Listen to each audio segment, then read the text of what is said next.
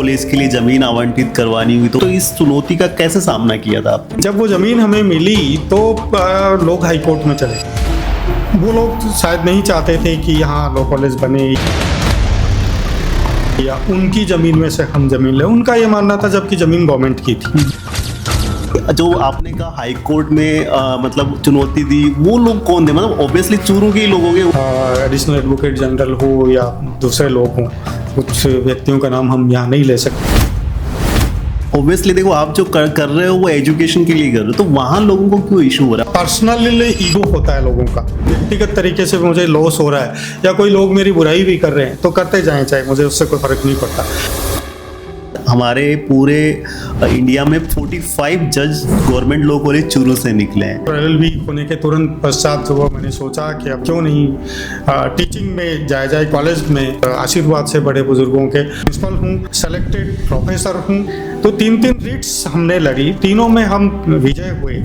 अब सब ने मिल के और वही ज़मीन हमने प्राप्त कर। हमारे स्टूडेंट्स पूरे ज़िले से ही नहीं बल्कि दिल्ली से, हरियाणा से, पंजाब से भी आते हैं, अभी भी पढ़ रहे हैं। लोगों के सहयोग से और बजट जो वो 4 करोड़ 38 लाख करोड़ समय जो हम लेके आए, अल्टीमेटली 2 साल के रिकॉर्ड समय में जो है वो राजस्थान की बेस्ट लॉ कॉलेज की बिल्डिंग हम बनाने में सफल हो पाए। साइबर फ्रॉड एक बहुत बड़े स्केल पे बढ़ चुका है, हनी ट्रेप बहुत बड़े स्केल पे बढ़ चुका है। हमें उस कंपनी से माल खरीदना है जिसके नाम से पहले HTTPS लिखा, यानी S मीन्स सिक्योर। विशेष करके ये चीज जो है वो 2000 के दशक के बाद शुरू हुई। इवन एक डेटा आया था जिसमें 7000 शादियां इस कारण से टूट गई, कुछ डीप फैक्ट से गलत फोटो शेयर कर दिया। किसी ने एक सुसाइड अटेम्प्ट किया था क्योंकि उसकी बहन की शादी थी और उससे कुछ 6 लाख रुपए का उसका फ्रॉड हो गया। It's a part of fraud. आज के युवाओं में सबसे बड़ी कमी, एक लॉ जो आप चेंज करना चाहते हो, सपोज इट आप एजुकेशन मिनिस्टर बनो, एक favourite court for justice.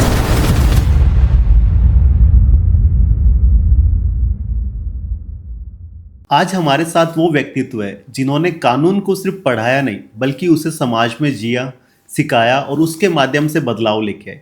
Government law college Churu के principal, millennium human rights award से सम्मानित, जिनके 45 से अधिक विद्यार्थी न्यायिक सेवा में कार्यरत है और जो 5 से अधिक विधि संबंधी पुस्तकों के लेखक है, professor doctor Shravan Kumar Saini sir. Sir, आपका बहुत बहुत स्वागत है हमारे पॉडकास्ट शो में। Thank you. और सर, सबसे पहले तो हम ये जानना चाहेंगे आपके जीवन की जर्नी का और यहाँ से शुरू से लेके लॉ तक की सफ़र के बारे में। राकेश जी, सबसे पहले तो मैं विजन वाली बात के इस कार्यक्रम में आपका धन्यवाद करना चाहूँगा कि आपने मुझे आमंत्रित किया और अवसर दिया। जहाँ तक मेरे करियर की बात है कि मैं यहाँ तक कैसे पहुँचा, मैं आपको बताना चाहूँगा कि मैं एक बहुत ही साधारण और गरीब परिवार से बिलोंग करता था। मेरे पिताजी एक साधारण किसान और मजदूर व्यक्ति थे। कभी मेरे माता पिता स्कूल नहीं गए, लेकिन अपने बच्चों को शिक्षा देने के लिए उन्होंने अपना सर्वस्व लगाया। मेरे सबसे बड़े भाई जो हैं वो इंडियन सिविल सर्विसेज में है और जो डायरेक्टर जनरल कॉर्पोरेट अफेयर्स रहे, अभी सेबी में डायरेक्टर हैं। एक मेरे भाई जो हैं वो RTDC में हैं। तीसरा, मैं अभी गवर्नमेंट लॉ कॉलेज में प्रिंसिपल हूँ। साथ ही कई यूनिवर्सिटीज़ में कई विभिन्न पदों पर मैं रहा। जो जर्नी की हम बात कर रहे हैं, मैं एक बहुत ही सुस्त तरीके का, हम यूँ कह सकते हैं कि विद्यार्थी था। 10वीं में मैं इतना कमज़ोर था कि आप कल्पना नहीं कर सकते कि मैथमेटिक्स में मुझे सप्लीमेंट्री आई थी। आगे चल के मैंने बीकॉम किया। बीकॉम तक कोई विज़न मेरे पास था नहीं कि मुझे फ्यूचर में क्या करना है, लेकिन बीकॉम के पश्चात मैंने सोचा कि क्यों नहीं एडमिनिस्ट्रेटिव सर्विसेज में जाया जाए। तो जयपुर में RS की तैयारी करने के लिए गया। वहाँ मैंने देखा कि लॉ का भी आने वाले समय में बहुत बड़ा स्कोप है। तो LLB के दौरान मैंने RS दिया। RS में फाइनली मैं सेलेक्ट नहीं हो पाया, तो इस दौरान मेरी LLB हो गई थी और LLB होने के तुरंत पश्चात जो मैंने सोचा कि अब क्यों नहीं टीचिंग में जाया जाए कॉलेज में। और विशेष करके हमारे गुरुजी कहा करते थे कि लॉ का प्रोफेसर एक बहुत बड़ी बात होती है कि जब आप यूनिवर्सिटी कैंपस से निकलते हैं तो लोग ये सोचते हैं कि वो समाज की क्रीम जा रही है। तो उसी दिन से मैंने ये सोच लिया कि मुझे अब लॉ में ही प्रोफेसर ही बनना है। तो राजस्थान विश्वविद्यालय से ही मैंने LLB के पश्चात LLM किया। LLM होते ही I was the first net qualified person in the state of Rajasthan in the subject of law. तो LLM होते ही मेरी नेट हो गई और मुझे टेम्पररी अपॉइंटमेंट भी मिल गया।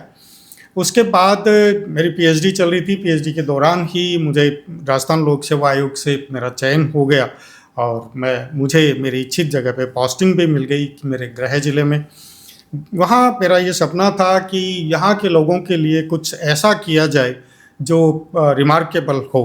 तो जब मैंने वहाँ ज्वाइन किया तभी मैंने सोचा कि चूरू में लॉ को जो हमारा ये सब्जेक्ट है इसको हायर लेवल पे कैसे लेके जाया जाए। तो वहीं से मैंने प्रारंभ किया। वहाँ LLM नहीं थी, मैंने LLM खुलवाया और साथ ही फ्री ऑफ कॉस्ट स्टूडेंट्स को जुडिशियल सर्विसेज के लिए मैंने कोचिंग देनी शुरू की, मेरे घर पे भी और बाहर भी।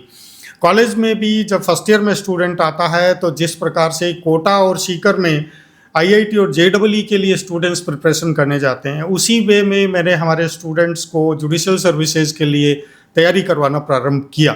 स्टार्टिंग में थोड़ी समस्याएं आई, लेकिन आने वाले समय में जब मेरे विद्यार्थी न्यायिक सेवाओं में चयनित होने लगे तो मुझे लगा कि हम कुछ और अच्छा कर सकते हैं।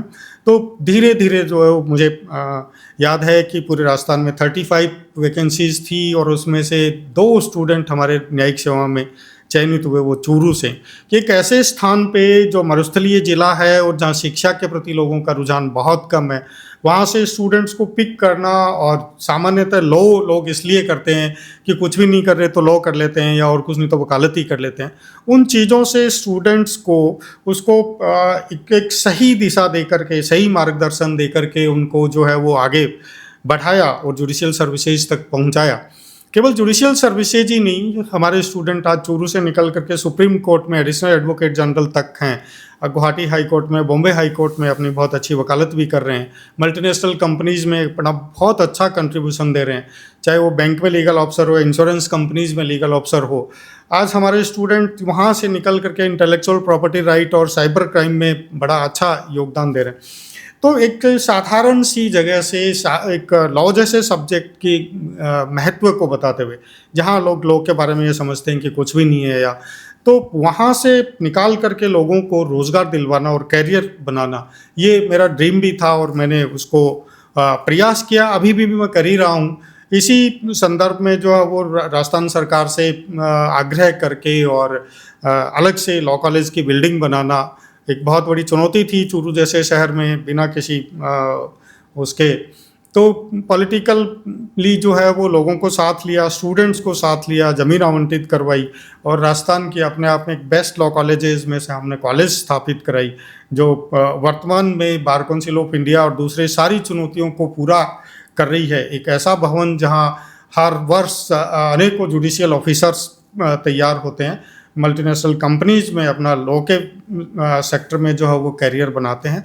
तो इस प्रकार से पारिवारिक चुनौतियों को मद्देनज़र रखते हुए, उनसे लड़ते हुए और स्टूडेंट्स के साथ आपसी तालमेल से एक उनका भी कैरियर बने और एटलीस्ट मुझे मेरे जॉब से संतुष्टि मिले कि मैं जो कर रहा हूँ वो मैं ठीक कर रहा हूँ और मैं मेरा 100% जो वो सोसाइटी को दे पाऊँ, ऐसा कुछ प्रयास किया। और आज मैं आप सब लोगों के सहयोग से और आशीर्वाद से, बड़े बुजुर्गों के, गवर्नमेंट लॉ कॉलेज चूरू में प्रिंसिपल हूँ, सेलेक्टेड प्रोफेसर हूँ और राजस्थान में, पूरे राजस्थान में लोगों का ऐसा सानिध्य और स्नेह मिला हुआ है कि हर जगह जो वो जहाँ आवश्यकता होती है मुझे बुलाया जाता है और उन सब का मुझे सानिध्य भी प्राप्त होता है।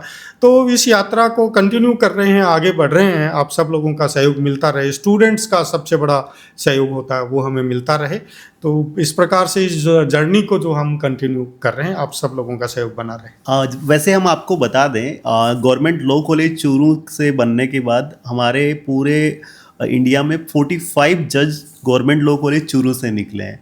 ये मतलब इवन चूरू के लिए बहुत बड़ी बात है। और सर, आपका ये स्ट्रगल और आपका ये एक चुनौतीपूर्ण कार्य करना सीरियसली एक मोटिवेशन है हर एक कॉलेज प्रोफेसर के लिए, हर एक कॉलेज प्रिंसिपल के लिए। यदि सब लोग इसी तरीके से कुछ बेटर कर रहे हैं तो ऑब्वियसली कहीं ना कहीं हमारा इंडिया भी आगे बढ़ता है इस कारण से। और सर, आपने जब ये जर्नी किया, जब आपने कहा कि मैंने RAS की तैयारी करने जयपुर आए थे, तो आपका गोल आरएएस था, फिर अचानक से लॉ में आप मतलब लॉ की साइड रुझान हो गए, इसका क्या रीजन था? इसका रीज़न सिंपल था कि देखिए कई बार आदमी जो टारगेट लेके चलता है उसको ये लगता है कि बहुत अधिक समय लग जाएगा। या इस दौरान मैंने जब लॉ में एडमिशन लिया और लॉ में जो मेरी अचानक रुचि बढ़ने लग गई, तो एक कॉमर्स और लॉ वैसे कोई बहुत अधिक अलग नहीं है, क्योंकि आप जानते हैं कि जो स्टूडेंट सीए करते हैं, सीएस करते हैं, उसमें भी लॉ ही होता है, चाहे वो कंपनीज लॉ हो, चाहे टैक्सेशन लॉ हो, या अभी जो आर्बिट्रेशनल लॉ और ये सारे जो नए चीज़ें हैं। तो एकदम से जो है वो मेरा रुझान जो वो लॉ की तरफ बढ़ता हुआ चला गया। गुरुजनों का बड़ा अच्छा सहयोग मिला राजस्थान विश्वविद्यालय में रहते हुए। तो मैंने सोचा कि क्यों नहीं इधर से निकल करके, क्योंकि देखिए एक टीचर जो होता है वो सोसाइटी में एक अलग अपनी पहचान भी रखता है। अगर आप ऑनेस्टली काम करना चाहो, अगर आप करप्शन में नहीं जाना चाहो, देखिए अगर आप ब्यूरोक्रेसी में जाएंगे तो आपके पास बहुत सारे ऐसे चांसेस होते हैं कि आप दूसरे रास्ते पे कहीं चले जाएं, भटक जाएं। तो एक ऑनेस्टली अगर आप जॉब करना चाहो, देखिए एक प्रोफेसर जो वो चाहे तो भी करप्शन नहीं कर सकता, क्योंकि उसके पास कोई स्कोप भी नहीं होता है। और दूसरा ये कि आपका खुद का मन ये है कि मुझे ऑनेस्टली मेरा काम करना है। तो इन चीज़ों ने मुझे जो है वो इम्प्रेस किया और मैंने जो है वो एकदम से डाइवर्सन मारा और लॉ के फील्ड में मैं आ गया। हालांकि मैंने राजस्थान हाईकोर्ट में 2 साल वकालत की है, उस दौरान उससे भी मैं संतुष्ट नहीं हुआ, और इसी दौरान एलएलएम और मेरा नेट हुआ और मेरा इधर आरपीएससी से सिलेक्शन हो गया। तो मुझे मन को बड़ी तसल्ली मिली, संतुष्टि मिली कि एक ईमानदारी पूर्वक आप अपना काम कर सकते हैं।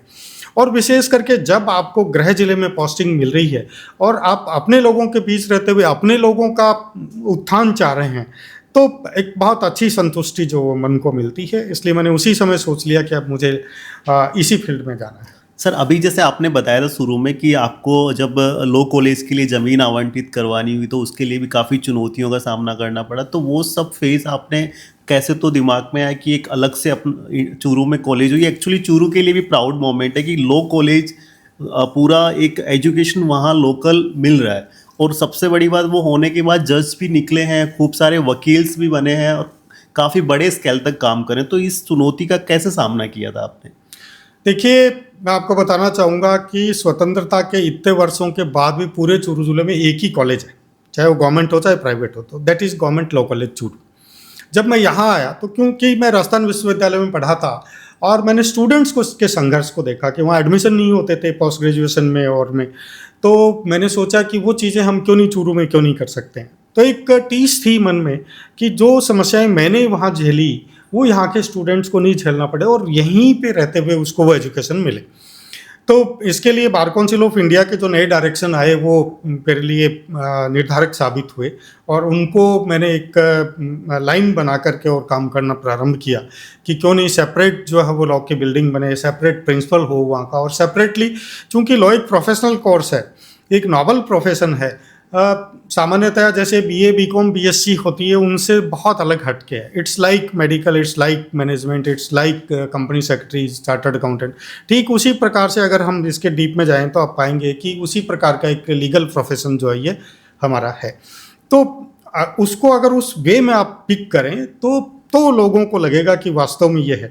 आज जब मैंने वहाँ से जब स्टार्ट किया था कि भाई सेपरेट ज़मीन होनी चाहिए, तो जो ज़मीन हम लेना चाह रहे थे हमें शुरू में नहीं मिली, दूसरी जगह भी आवंटित हो गई। फिर स्टूडेंट्स के और राजनेताओं के सहयोग से मैंने उस ज़मीन को निरस्त करवाया। फिर जहां हम मिड सिटी में ज़मीन लेना चाह रहे थे वहीं हमने किसी तरह से, चाहे वो पॉलिटिकल प्रेशर मानिए या हमारे ब्यूरोक्रेट्स का सहयोग मानिए, स्टूडेंट्स का संघर्ष मानिए, हम सब ने मिल के और वही ज़मीन हमने प्राप्त कर ली। जब वो ज़मीन हमें मिली तो लोग हाई कोर्ट में चले गए। तो 3 रिट्स हमने लड़ी, तीनों में हम विजय हुए।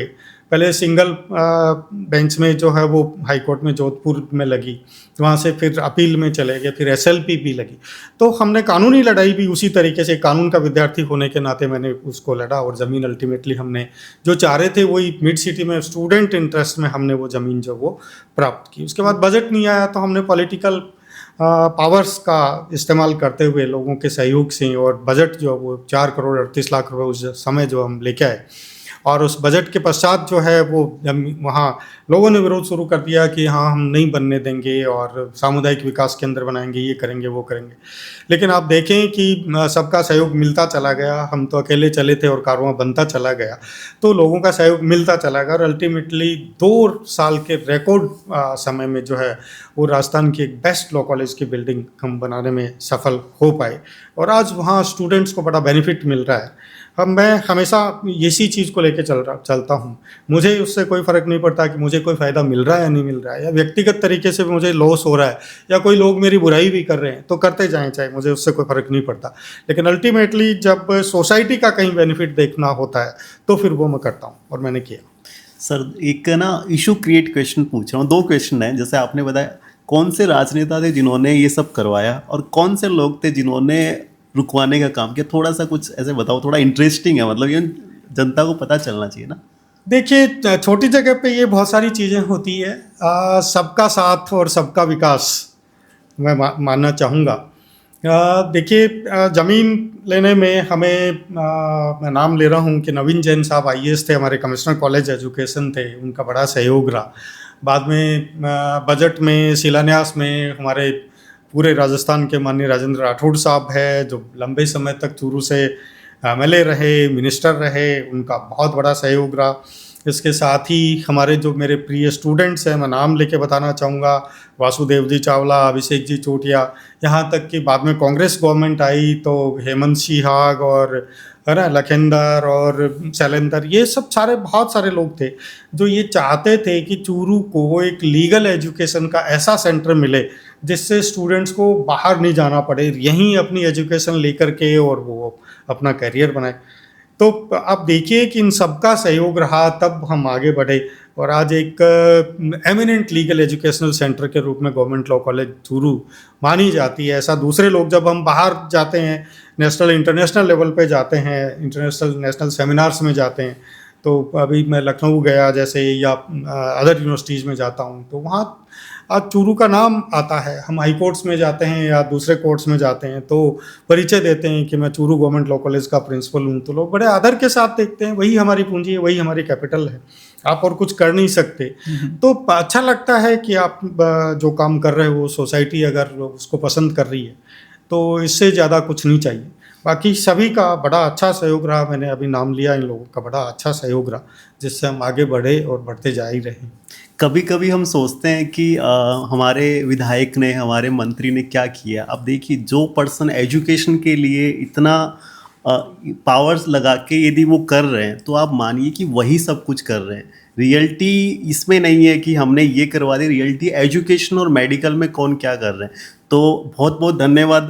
यदि अपने जैसे आपने बताया राजेंद्र राठौड़ साहब ने ये किया है, वासु जी बहुत अच्छा चावला जी ने सहयोग किया है, अच्छा सीरियसली इवन शायद ये वीडियो जाने के बाद लोगों को पता चलेगा कि लॉ कॉलेज लाने में जितना रोल आपका उतने रोल हमारे माननीय पूर्व विधायक महोदय राजेंद्र राठौड़ साहब का भी था और अन्य राजनेताओं का भी था। अब एक इसका नेक्स्ट क्वेश्चन है कि जो आपने कहा हाई कोर्ट में मतलब चुनौती दी, वो लोग कौन थे? मतलब ऑब्वियसली चूरू के लोगों के, उन्हीं को इशू। तो थोड़ा सा देखिए, आप अगर डीपली जाना चाहिए तो मैं बता दूं आपको कि हमारा जो कैंपस है पहले 2016 से पहले गवर्नमेंट कॉलेज में चलता था, पेरेंटल कॉलेज में चलता था। और वो लोग शायद नहीं चाहते थे कि यहाँ लॉ कॉलेज बने या उनकी ज़मीन में से हम ज़मीन लें, उनका ये मानना था, जबकि ज़मीन गवर्नमेंट की थी, है ना, गवर्नमेंट लॉ है, वो डीड है, उसमें है सारा का सारा। चूँकि मैं लॉ का स्टूडेंट हूँ और मैं लीगल वे में ही काम करता हूँ तो मैंने वो सारी चीज़ें देखी। कमिश्नर कॉलेज एजुकेशन यहाँ भी जा कर के मैंने देखा कि इट्स गवर्नमेंट लैंड और it's beneficial for students too. उस समय वहाँ जो कलेक्टर साहब थे उन्होंने भी इस चीज़ को ऑब्जर्व किया और उन्होंने कहा कि this is the best land for law college, ये लिखा हुआ भी है उसमें। तो ये चीज़ें सपोर्टिव थी मेरे लिए और उस सपोर्ट के आधार पर ही मैं आगे बढ़ता हुआ चला गया। तो ऐसा प्रयास रहा और उस प्रयास में हम आपके सामने हैं कि सफल भी रहे। आज एक विशाल भवन जो है वो वहाँ बना हुआ है।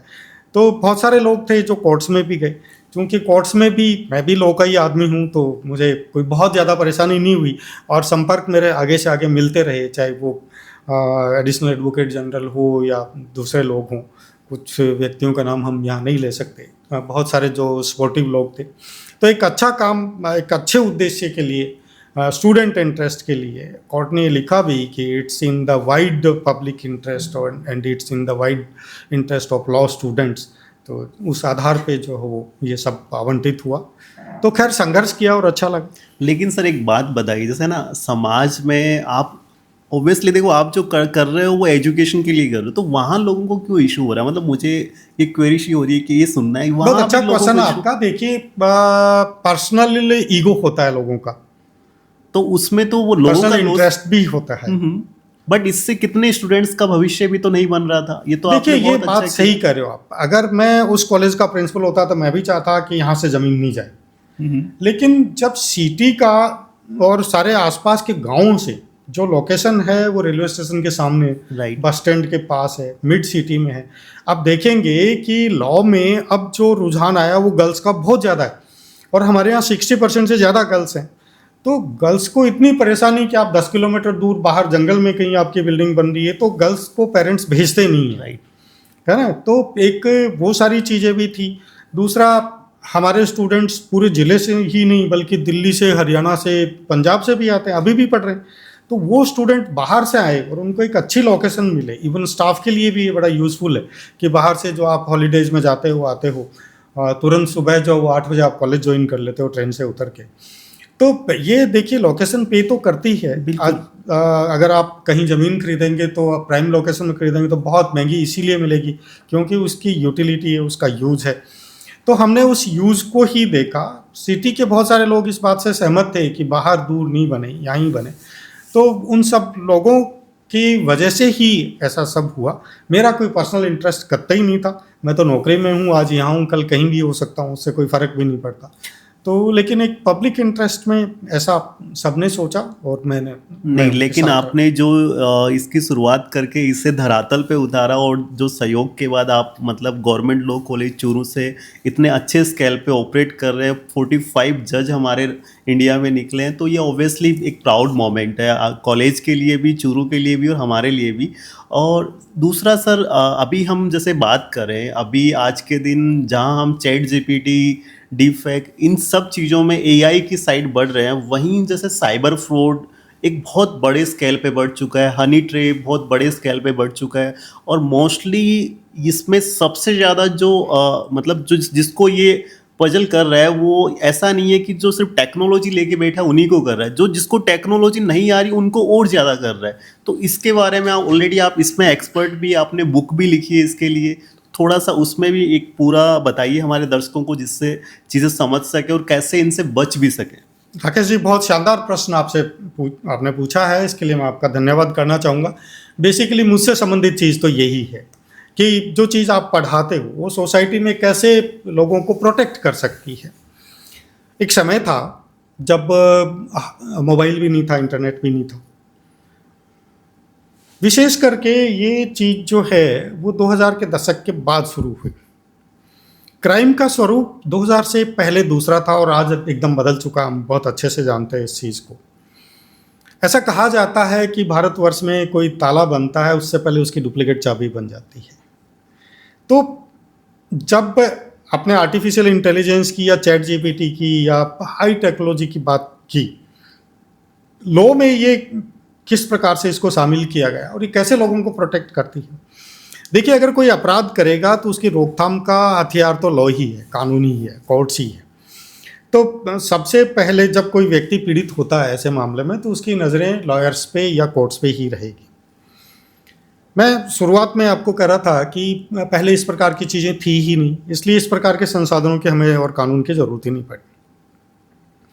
आज जब हम देखते हैं कि हर व्यक्ति के हाथ में मोबाइल है, उसके मोबाइल में इंटरनेट है, चाहे उसके पास लैपटॉप हो, चाहे उसके पास कंप्यूटर हो या दूसरे साधनों से वो इंटरनेट एक्सेस कर रहा हो, इतने साधन बन गए कि स्पाई कैमराज आपको पता ही नहीं लगता कि कहाँ से आपकी जासूसी हो रही है ना, या डीप फेक जैसी चीज़ें आ गई। तो इसको स्टार्टिंग से अगर हम देखना चाहें तो हम देखेंगे कि जब एंड्रॉयड मोबाइल आया और इंटरनेट से वो कनेक्ट हो गया, आज भारत विश्व के उन बड़े देशों में से हैं जहां सबसे ज़्यादा मोबाइल और इंटरनेट इस्तेमाल होता है और भारत उन सबसे बड़े देशों में से एक है जहाँ सबसे ज़्यादा साइबर फ्रॉड्स भी होते हैं। तो यहाँ तक कैसे आ गए हम? मैं कह रहा हूँ कि अब से 25 साल पहले तो ऐसा कुछ था ही नहीं, और ये धीरे धीरे विशेष करके पिछले 10 सालों में ये क्राइम बहुत बढ़ गया है। वर्ल्ड रैंकिंग पे है भारत साइबर क्राइम में। लोग जो है वो रात को एक लैपटॉप पे बैठ के और आपका जो है वो वीडियो जो है वो बना लेते हैं, और उसके बाद में आपकी ब्लैकमेलिंग शुरू कर देते हैं। हनी ट्रैपिंग की आपने बात की, या डीप फेक की हम बात कर रहे हैं, या बैंक अकाउंट जो आपका रातों रात खाली हो रहा है। तो ये जो सारी की सारी चीज़ें हैं, ये किसी भी प्रकार से इंटरनेट, कंप्यूटर, मोबाइल के माध्यम से किसी व्यक्ति को धोखा देना, या उसका मिस रिप्रेजेंटेशन करना, या उसको फाइनेंशियली किसी प्रकार का लॉस पहुंचाना, ये ही नहीं साइबर क्राइम है, बल्कि फिजिकली आपको अरेस्ट करना, जिसे हम डिजिटल अरेस्ट के नाम से जानते हैं, वो भी इसके अंतर्गत शामिल है। तो ये जो सारी चीज़ें हैं कि आप किस प्रकार से तो क्राइम कर रहे हो, तो जो ऑफेंसेस होते हैं उसको तो हम क्राइम के रूप में लेंगे, और जो इंटरनेट के माध्यम से हो रहा है उसको हम साइबर क्राइम कहेंगे। साइबर क्राइम के प्रोटेक्शन से संबंधित है, उसको हम साइबर क्राइम से संबंधित लॉज, साइबर लॉज के नाम से जानेंगे। तो साइबर क्राइम जो है वो आज एक अहम क्राइम बन गया है। पुराने ज़माने में लोग चाकू मारते थे, घरों में घुस के अलमारी तोड़ के और नकदी निकाल करके ले जाते थे। आज इसकी आवश्यकता ही नहीं रही। आप जो है वो एटीएम से, डेबिट कार्ड से मनी निकाल रहे हैं, उसी समय आपका क्लोनिंग हो गई, कार्ड की क्लोनिंग हो गई। अब प्रश्न ये आता है कि चाहे साइबर स्टॉकिंग हो, या डीप फेक हो, या साइबर क्राइम के दूसरे सारे स्वरूप हो, जैसे हमने अभी चर्चा की, तो ये सारे के सारे चोर हैं। एक तरह से हम ये कह सकते हैं कि वो क्रिमिनल्स क्या है, वो चोरी कर रहे हैं, आपकी जेब में डाका डाल रहे हैं, आपके अकाउंट में डाका डाल रहे हैं। तो किस प्रकार से हम इनको प्रोटेक्ट कर सकते हैं? तो साइबर क्राइम का तो हमने देख लिया कि एक ओटीपी जो है वो आपका अकाउंट खाली कर देगी, है ना, या एक लिंक पे आपने क्लिक कर दिया तो कुछ भी हो सकता है। तो आप देखिए, आपका मोबाइल हैक हो जाता है, आपको पता ही नहीं। टेक्नोलॉजी, आर्टिफिशियल इंटेलिजेंस आने के बाद में इतनी एडवांस हो गई है कि आपके पास न तो कोई ओटीपी आया, न अगला मांग रहा है, न कोई लिंक आया। इसके बावजूद अभी कल परसों ही मैंने देखा कि बंदे की सैलरी जमा हुई, दीपावली का बोनस जमा हुआ, और उसका मोबाइल हैक हो गया, और मिनट्स में जो 3 मैसेज आए और उसका अकाउंट खाली हो गया। तो ये क्या हो रहा है? लॉस तो हो ही रहा है। बिल्कुल। कल आप वो बंदा जो है जिसका मोबाइल हैक हुआ और अकाउंट खाली हो गया, मार्केट में जाके जब ऑनलाइन पेमेंट उसने करना चाहा तो इनसफिशिएंट बैलेंस का मैसेज आ गया। तो उसने बैंक में जाके देखा तो अकाउंट में तो कुछ नहीं। तो कैसे हम इन चीज़ों से बच सकते हैं? और इसका एकमात्र तरीका है लोक कानून के माध्यम से ही हम बच सकते हैं। तो देखिए, कानून की बात करें, being a student of law, तो हम देखेंगे कि सबसे पहले जो है वो 2000 में इंफॉर्मेशन टेक्नोलॉजी एक्ट आया, सूचना प्रौद्योगिकी अधिनियम 2000। उसमें इसके संबंध में प्रावधान किए गए। सेक्शन 66 ABCDE और 67 के ABCE वो प्रोटेक्ट करता है अगर आपके साथ कोई साइबर फ्रॉड हुआ है तो। इसके अतिरिक्त आईपीसी में आईटी एक्ट के माध्यम से ही उस समय संशोधन किए गए थे। बाद में हम देखते हैं कि भारतीय न्याय संहिता BNS आ गई। इसमें बड़े अच्छे कुछ प्रोविजंस किए गए हैं जिसके बारे में हम आगे चर्चा करेंगे। तो जब 2000 में इंफॉर्मेशन टेक्नोलॉजी एक्ट आया, उस समय आप जानते हैं कि न तो चैट जीपीटी थी, न आर्टिफिशियल इंटेलिजेंस था। इट मीन्स कि 2000 का वो एक्ट जो पार्लियामेंट ने इनेक्ट किया वो पर्याप्त आज की परिस्थितियों में नहीं था। इसके लिए समय समय पर हमारी पार्लियामेंट और स्टेट असेंबलीज कुछ रूल्स बनाती है, और पार्लियामेंट ने भी इसमें काफ़ी चेंजेस भी किए। 2019 में अमेंडमेंट किया, अभी 2025 में आईटी एक्ट में बहुत बड़ा अमेंडमेंट किया। इससे पहले ही पार्लियामेंट में डाटा प्रोटेक्शन बिल रखा जा चुका है, अभी वो पारित होना है। एक नया कानून जो है वो बनने जा रहा है, और इसकी बहुत बड़ी नीड भी है कि हम आर्टिफिशियल इंटेलिजेंस से और चैट जीपीटी से, इस प्रकार के डीप फेक से, इन सब चीज़ों से निपट सकें किसी भी प्रकार से। तो इसके लिए एक सशक्त कानून की आवश्यकता है, और इस पर पार्लियामेंट हमारा काम कर रही है। लेकिन प्रेजेंट सिनारियो ये है कि जो इंफॉर्मेशन टेक्नोलॉजी एक्ट 2000 है, उसमें और जो प्रोविजंस दिए गए हैं वेरियस सेक्शंस के अंतर्गत, साथ ही जो इंडियन पेनल कोड 1860 में जो अमेंडमेंट करके IT एक्ट 2000 के माध्यम से जो अमेंडमेंट्स उसमें किए गए थे वो, और अभी जो भारतीय न्याय संहिता आई है इसमें जो नए प्रोविजंस दिए गए हैं, इनको मिला करके हम किस प्रकार से प्रोटेक्ट कर सकते हैं इसको। इसमें देखिए दूसरी बहुत सारी चीज़ें हमारे आड़े आती है। हमारे जो कॉन्स्टिट्यूशनल प्रोविजंस हैं या जो फंडामेंटल राइट्स हमारे कॉन्स्टिट्यूशन में है, राइट टू प्राइवेसी की बात भी हम उसमें करते हैं, या राइट टू फ्रीडम की बात भी करते हैं। आपका मोबाइल आप जो है, पुलिस जब किसी अपराधी को गिरफ्तार करने जाती है तो सामान्यतः उसकी रिकॉर्डिंग नहीं ले सकती, आपके व्हाट्सएप की चैट नहीं पढ़ सकती। ऐसे प्रोविजंस है जब तक कि आपने सक्षम प्राधिकारियों से उसकी अनुमति नहीं ले ली हो। तो ऐसे बहुत सारी प्रॉब्लम्स पुलिस प्रशासन को भी आती है। तो ये जो साइबर फ्रॉड्स है स्पेशली अलग अलग प्रकार के जो कि परिभाषित किए गए हैं, मेरी स्वयं की एक बुक मैंने साइबर क्राइम्स पे लिखी है। अगर आप उसमें देखेंगे तो नई जो टेक्नोलॉजीज़ के माध्यम से क्राइम कर रहा है एक अपराधी, जैसा कि मैंने बताया कि पहले व्यक्ति जो वो चोर जो वो घर में घुस के अलमारी तोड़ के लेके जाता था, आज वो एक मोबाइल के माध्यम से ही सारे के सारे पैसे आपके जो निकाल रहा है। तो इससे बचने की आवश्यकता है, कानून के साथ साथ पब्लिक अवेयरनेस की आवश्यकता है। जैसे आपने अभी बताया तो आपने वे तो बता दी कि इस तरीके से हो रहे हैं, जहाँ जैसे आपने पहले बता दिया, पहले ऐसे होते थे कि ताला तोड़ दिया, चाकू मार दिया, नकदी उठा ली, अभी पूरा डिजिटल फ्रॉड्स में आ गए हैं। आपने कहा कि आपको पता ही नहीं है, आपके अकाउंट्स खाली हो गए, आप जो बोल रहे हो उसके वीडियो रिकॉर्ड हो रहे हैं, इवन आप कभी कहीं होटल में जा रहे हैं तो स्पाई कैमरा लगे हुए हैं, आपको कुछ भी नहीं पता, आप ATM से पैसे निकाल रहे हो तो उसके क्लोन बन चुके होते हैं। तो अब ये सब होने के लिए आपने कहा कि लो ही एक सॉल्यूशन है बचने का, बट कैसे?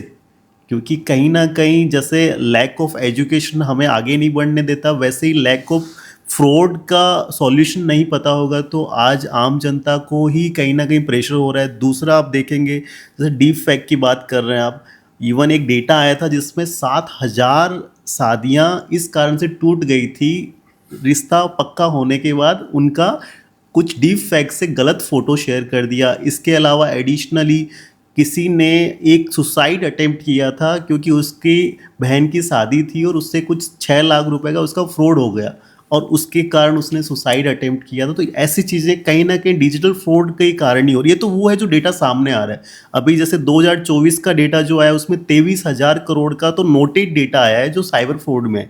तो ये सब चीज़ों से बचेंगे कैसे? बहुत अच्छा क्वेश्चन पुटअप किया राकेश जी आपने। इसको हम शुरू से लेते हैं, स्टार्टिंग से लेते हैं। देखिए कुछ कॉमन चीज़ें हैं, लॉ तो है ही है, लेकिन लॉ के साथ साथ पब्लिक को भी अवेयर होना ही पड़ेगा।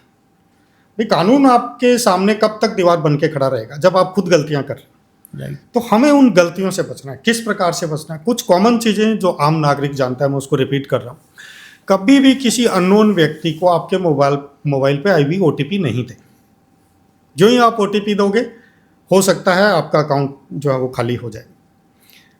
किसी अननोन लिंक पे आप क्लिक नहीं करें। व्हाट्सएप के माध्यम से या फेसबुक के माध्यम से या दूसरे सोशल मीडिया के माध्यम से बहुत सारे लिंक्स ऐसे भेजा जाता है जो आपको लगता है कि बहुत निजी है, आपके लिए यूजफुल है, आपके किसी अपने व्यक्ति ने भेजा, ऐसा आपको लगेगा। कतई ऐसे लिंक को क्लिक नहीं करें।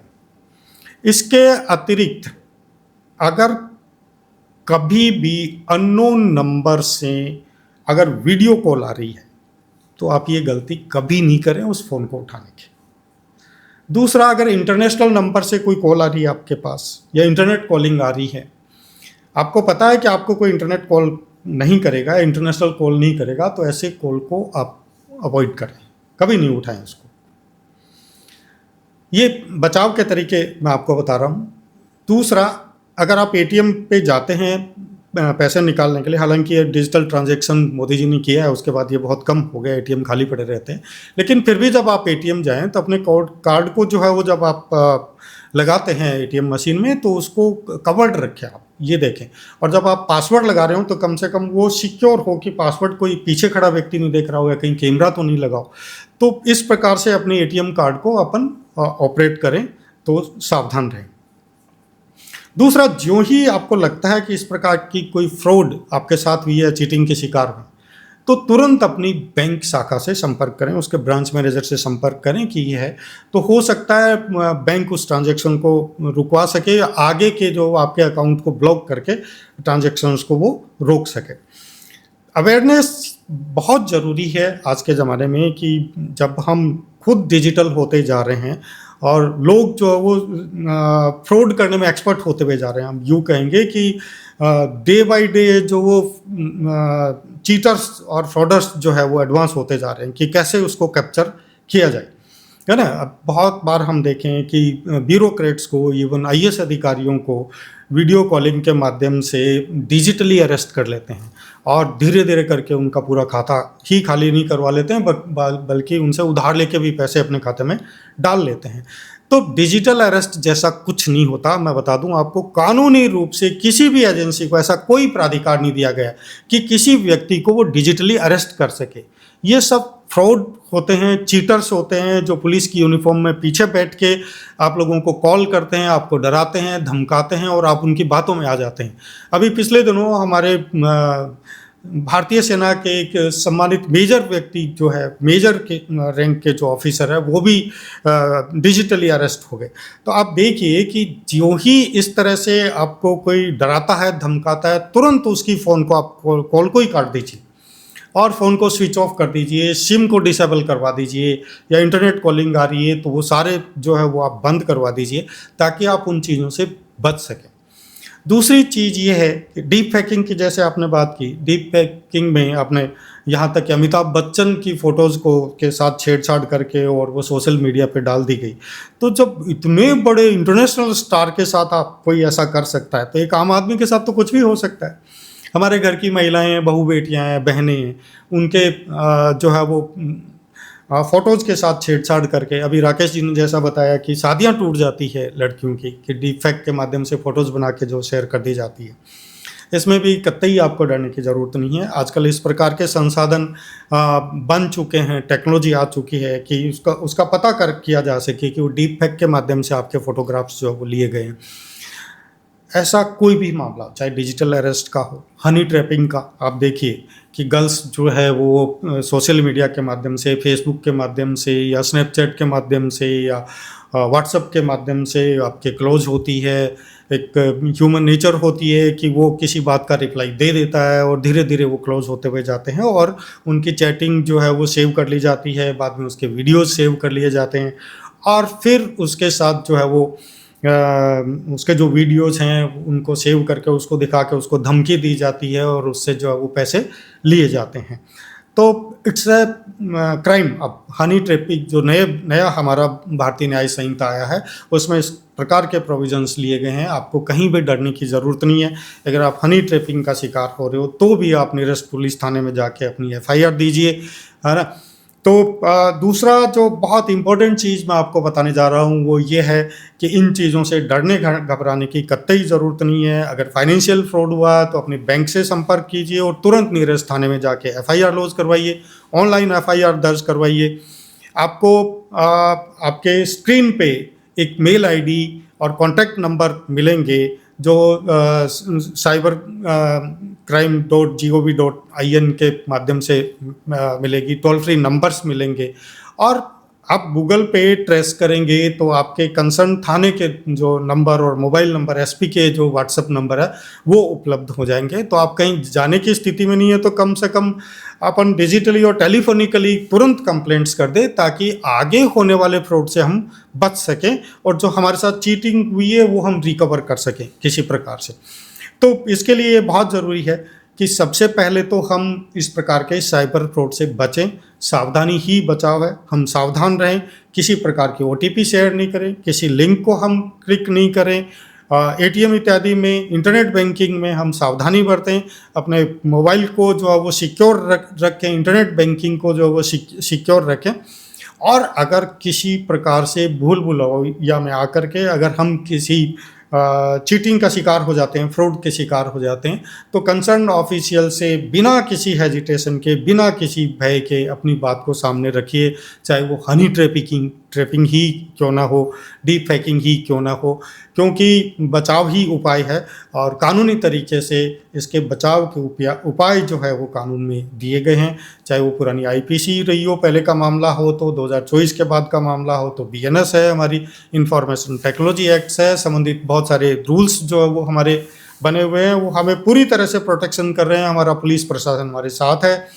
तो इसलिए दो चीज़ें मैं अब रिपीट करना चाहूँगा कि सावधानी ही बचाव है, और दूसरा, अगर हमारे साथ किसी प्रकार की चीटिंग हुई है तो हम पुलिस और प्रशासन का सहयोग लें, आगे की चीटिंग और फ्रॉड से बच सकें, और जो चीटिंग हुई है उसको किसी प्रकार से हम रीगेन कर सकें, वापस प्राप्त कर सकें।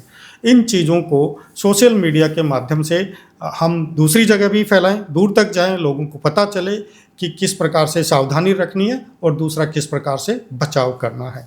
तो कानून आपको संरक्षित करता है, प्रोटेक्ट करता है, उसको हम बचाव के रूप में बिना किसी हिचकिचाहट के काम में ले सकते हैं। जैसे कभी कभी हमें क्या लगता है कि जैसे मेरा फ़ोन गुम गया या कुछ साइबर फ्रॉड हो गया तो मैं किसी को बताऊं या नहीं बताऊं, ये पुलिस में कंप्लेन करूंगा तो पुलिस वाले क्या ही करेंगे। तो ऐसा थॉट्स मत रखिए। यदि हमारे साथ इवन कभी फ़ोन भी गुम हुआ, आप उसकी ऑनलाइन डिजिटल कंप्लेन करवा सकते हैं। क्योंकि अभी रिसेंटली मैंने चूरू का ही सुना था, ऑपरेशन धनतेरस ऐसा कुछ हुआ था जिसमें 200 फोन बरामद किए। राइट, करीबन 40 लाख के फ़ोन रिकवर किए थे। सीरियसली, मतलब पुलिस ने इतना स्ट्रिक्टली होके काम किया और उसके रिजल्ट्स भी आए। तो इवन मेरा भी ये मानना है कि डिजिटल फ्रॉड रोकने के लिए हमें एटलीस्ट खुद को आगे होना पड़ेगा। क्योंकि एक बार जिसको अपन ने पकड़ लिया ना, जिस भी पुलिस ने एफर्ट करके पकड़ लिया अगले क्रिमिनल को, तो कहीं ना कहीं वो एक बंदा होल्ड हो जाएगा, फिर वो ये गलती नहीं करता है। तो इससे भी बचा जा सकता है। और बाकी आपने बहुत सही बताया सर, कहीं ना कहीं देखिए, आपका जो फोन है वो आपके लिए आजकल सब कुछ है, और सारे डाटा, सारे फोटोज आपके फोन में होते हैं। बहुत बार एक आम आदमी ये सोच लेता है कि खो गया तो खो गया, दूसरा ले लेंगे यार, कोई बात नहीं, सिम ब्लॉक करा दी, और वो आपके फ़ोन की हार्ड डिस्क में आपकी सारे डाटा और सारे फोटोग्राफ्स है जिनका कभी भी दुरुपयोग किया जा सकता है। इसलिए तुरंत उस फ़ोन को रिकवर करना, आपके मेल आईडीज़ को ब्लॉक करना, पासवर्ड बदलना, क्योंकि आपका फ़ोन आपकी मेल आईडी से ही चल रहा है। दूसरे जो सारे हैं कि आपने सिम ब्लॉक करवा दी, या पुलिस को तुरंत आप इन्फॉर्म कर दें इस बारे में, ताकि क्योंकि एक समय के बाद जो आपके टेलीफोन के एमआई नंबर और दूसरे नंबर होते हैं वो भी बदल दिए जाते हैं, तो पुलिस बाद में उसको ट्रेस नहीं कर पाती है, उन नंबर से ही पुलिस ट्रेस करती है। तो जितना जल्दी हो सके तुरंत आप एफआईआर करिए, पुलिस को इन्फॉर्म करिए, ताकि पुलिस उस फ़ोन तक पहुंच सके। आजकल ट्रेसिंग का बड़ा ज़ोरदार सिस्टम आ गया। हम जब आर्टिफिशियल इंटेलिजेंस की बात कर रहे हैं तो पुलिस भी इन संसाधनों से लैस है हमारी, और हमारे पुलिस प्रशासन में ऐसे हमारे ऑफिसर्स और पुलिसकर्मी मौजूद हैं जो हाईटेक हैं स्वयं, और उस हाईटेक टेक्नोलॉजी का इस्तेमाल करते हुए वो चोर तक, अपराधी तक जो वो पहुंच रहा है, और इस प्रकार से फ़ोन रिकवर भी हो रहे हैं। तो इसलिए अगर ऐसा कुछ आपके साथ हो भी जाता है, फ़ोन किसी का भी गुम सकता है। मैं गाड़ी से उतर रहा था, मेरी जेब से फ़ोन निकल के गिर गया और मैं किसी को छोड़ के आगे निकल गया, जब तक वापस आया तब तक वहाँ फ़ोन मिला ही नहीं, है ना। तो ऐसा हो सकता है, कहीं हम किसी प्रोग्राम में गए हैं, फ़ोन वहाँ किसी जेब में से निकाल लिया, या कहीं गिर भी गया हो, तो आपको हिचकिचाने की ज़रूरत नहीं, आप तुरंत पुलिस को इन्फॉर्म कीजिए ताकि आप सुरक्षित रह सकें।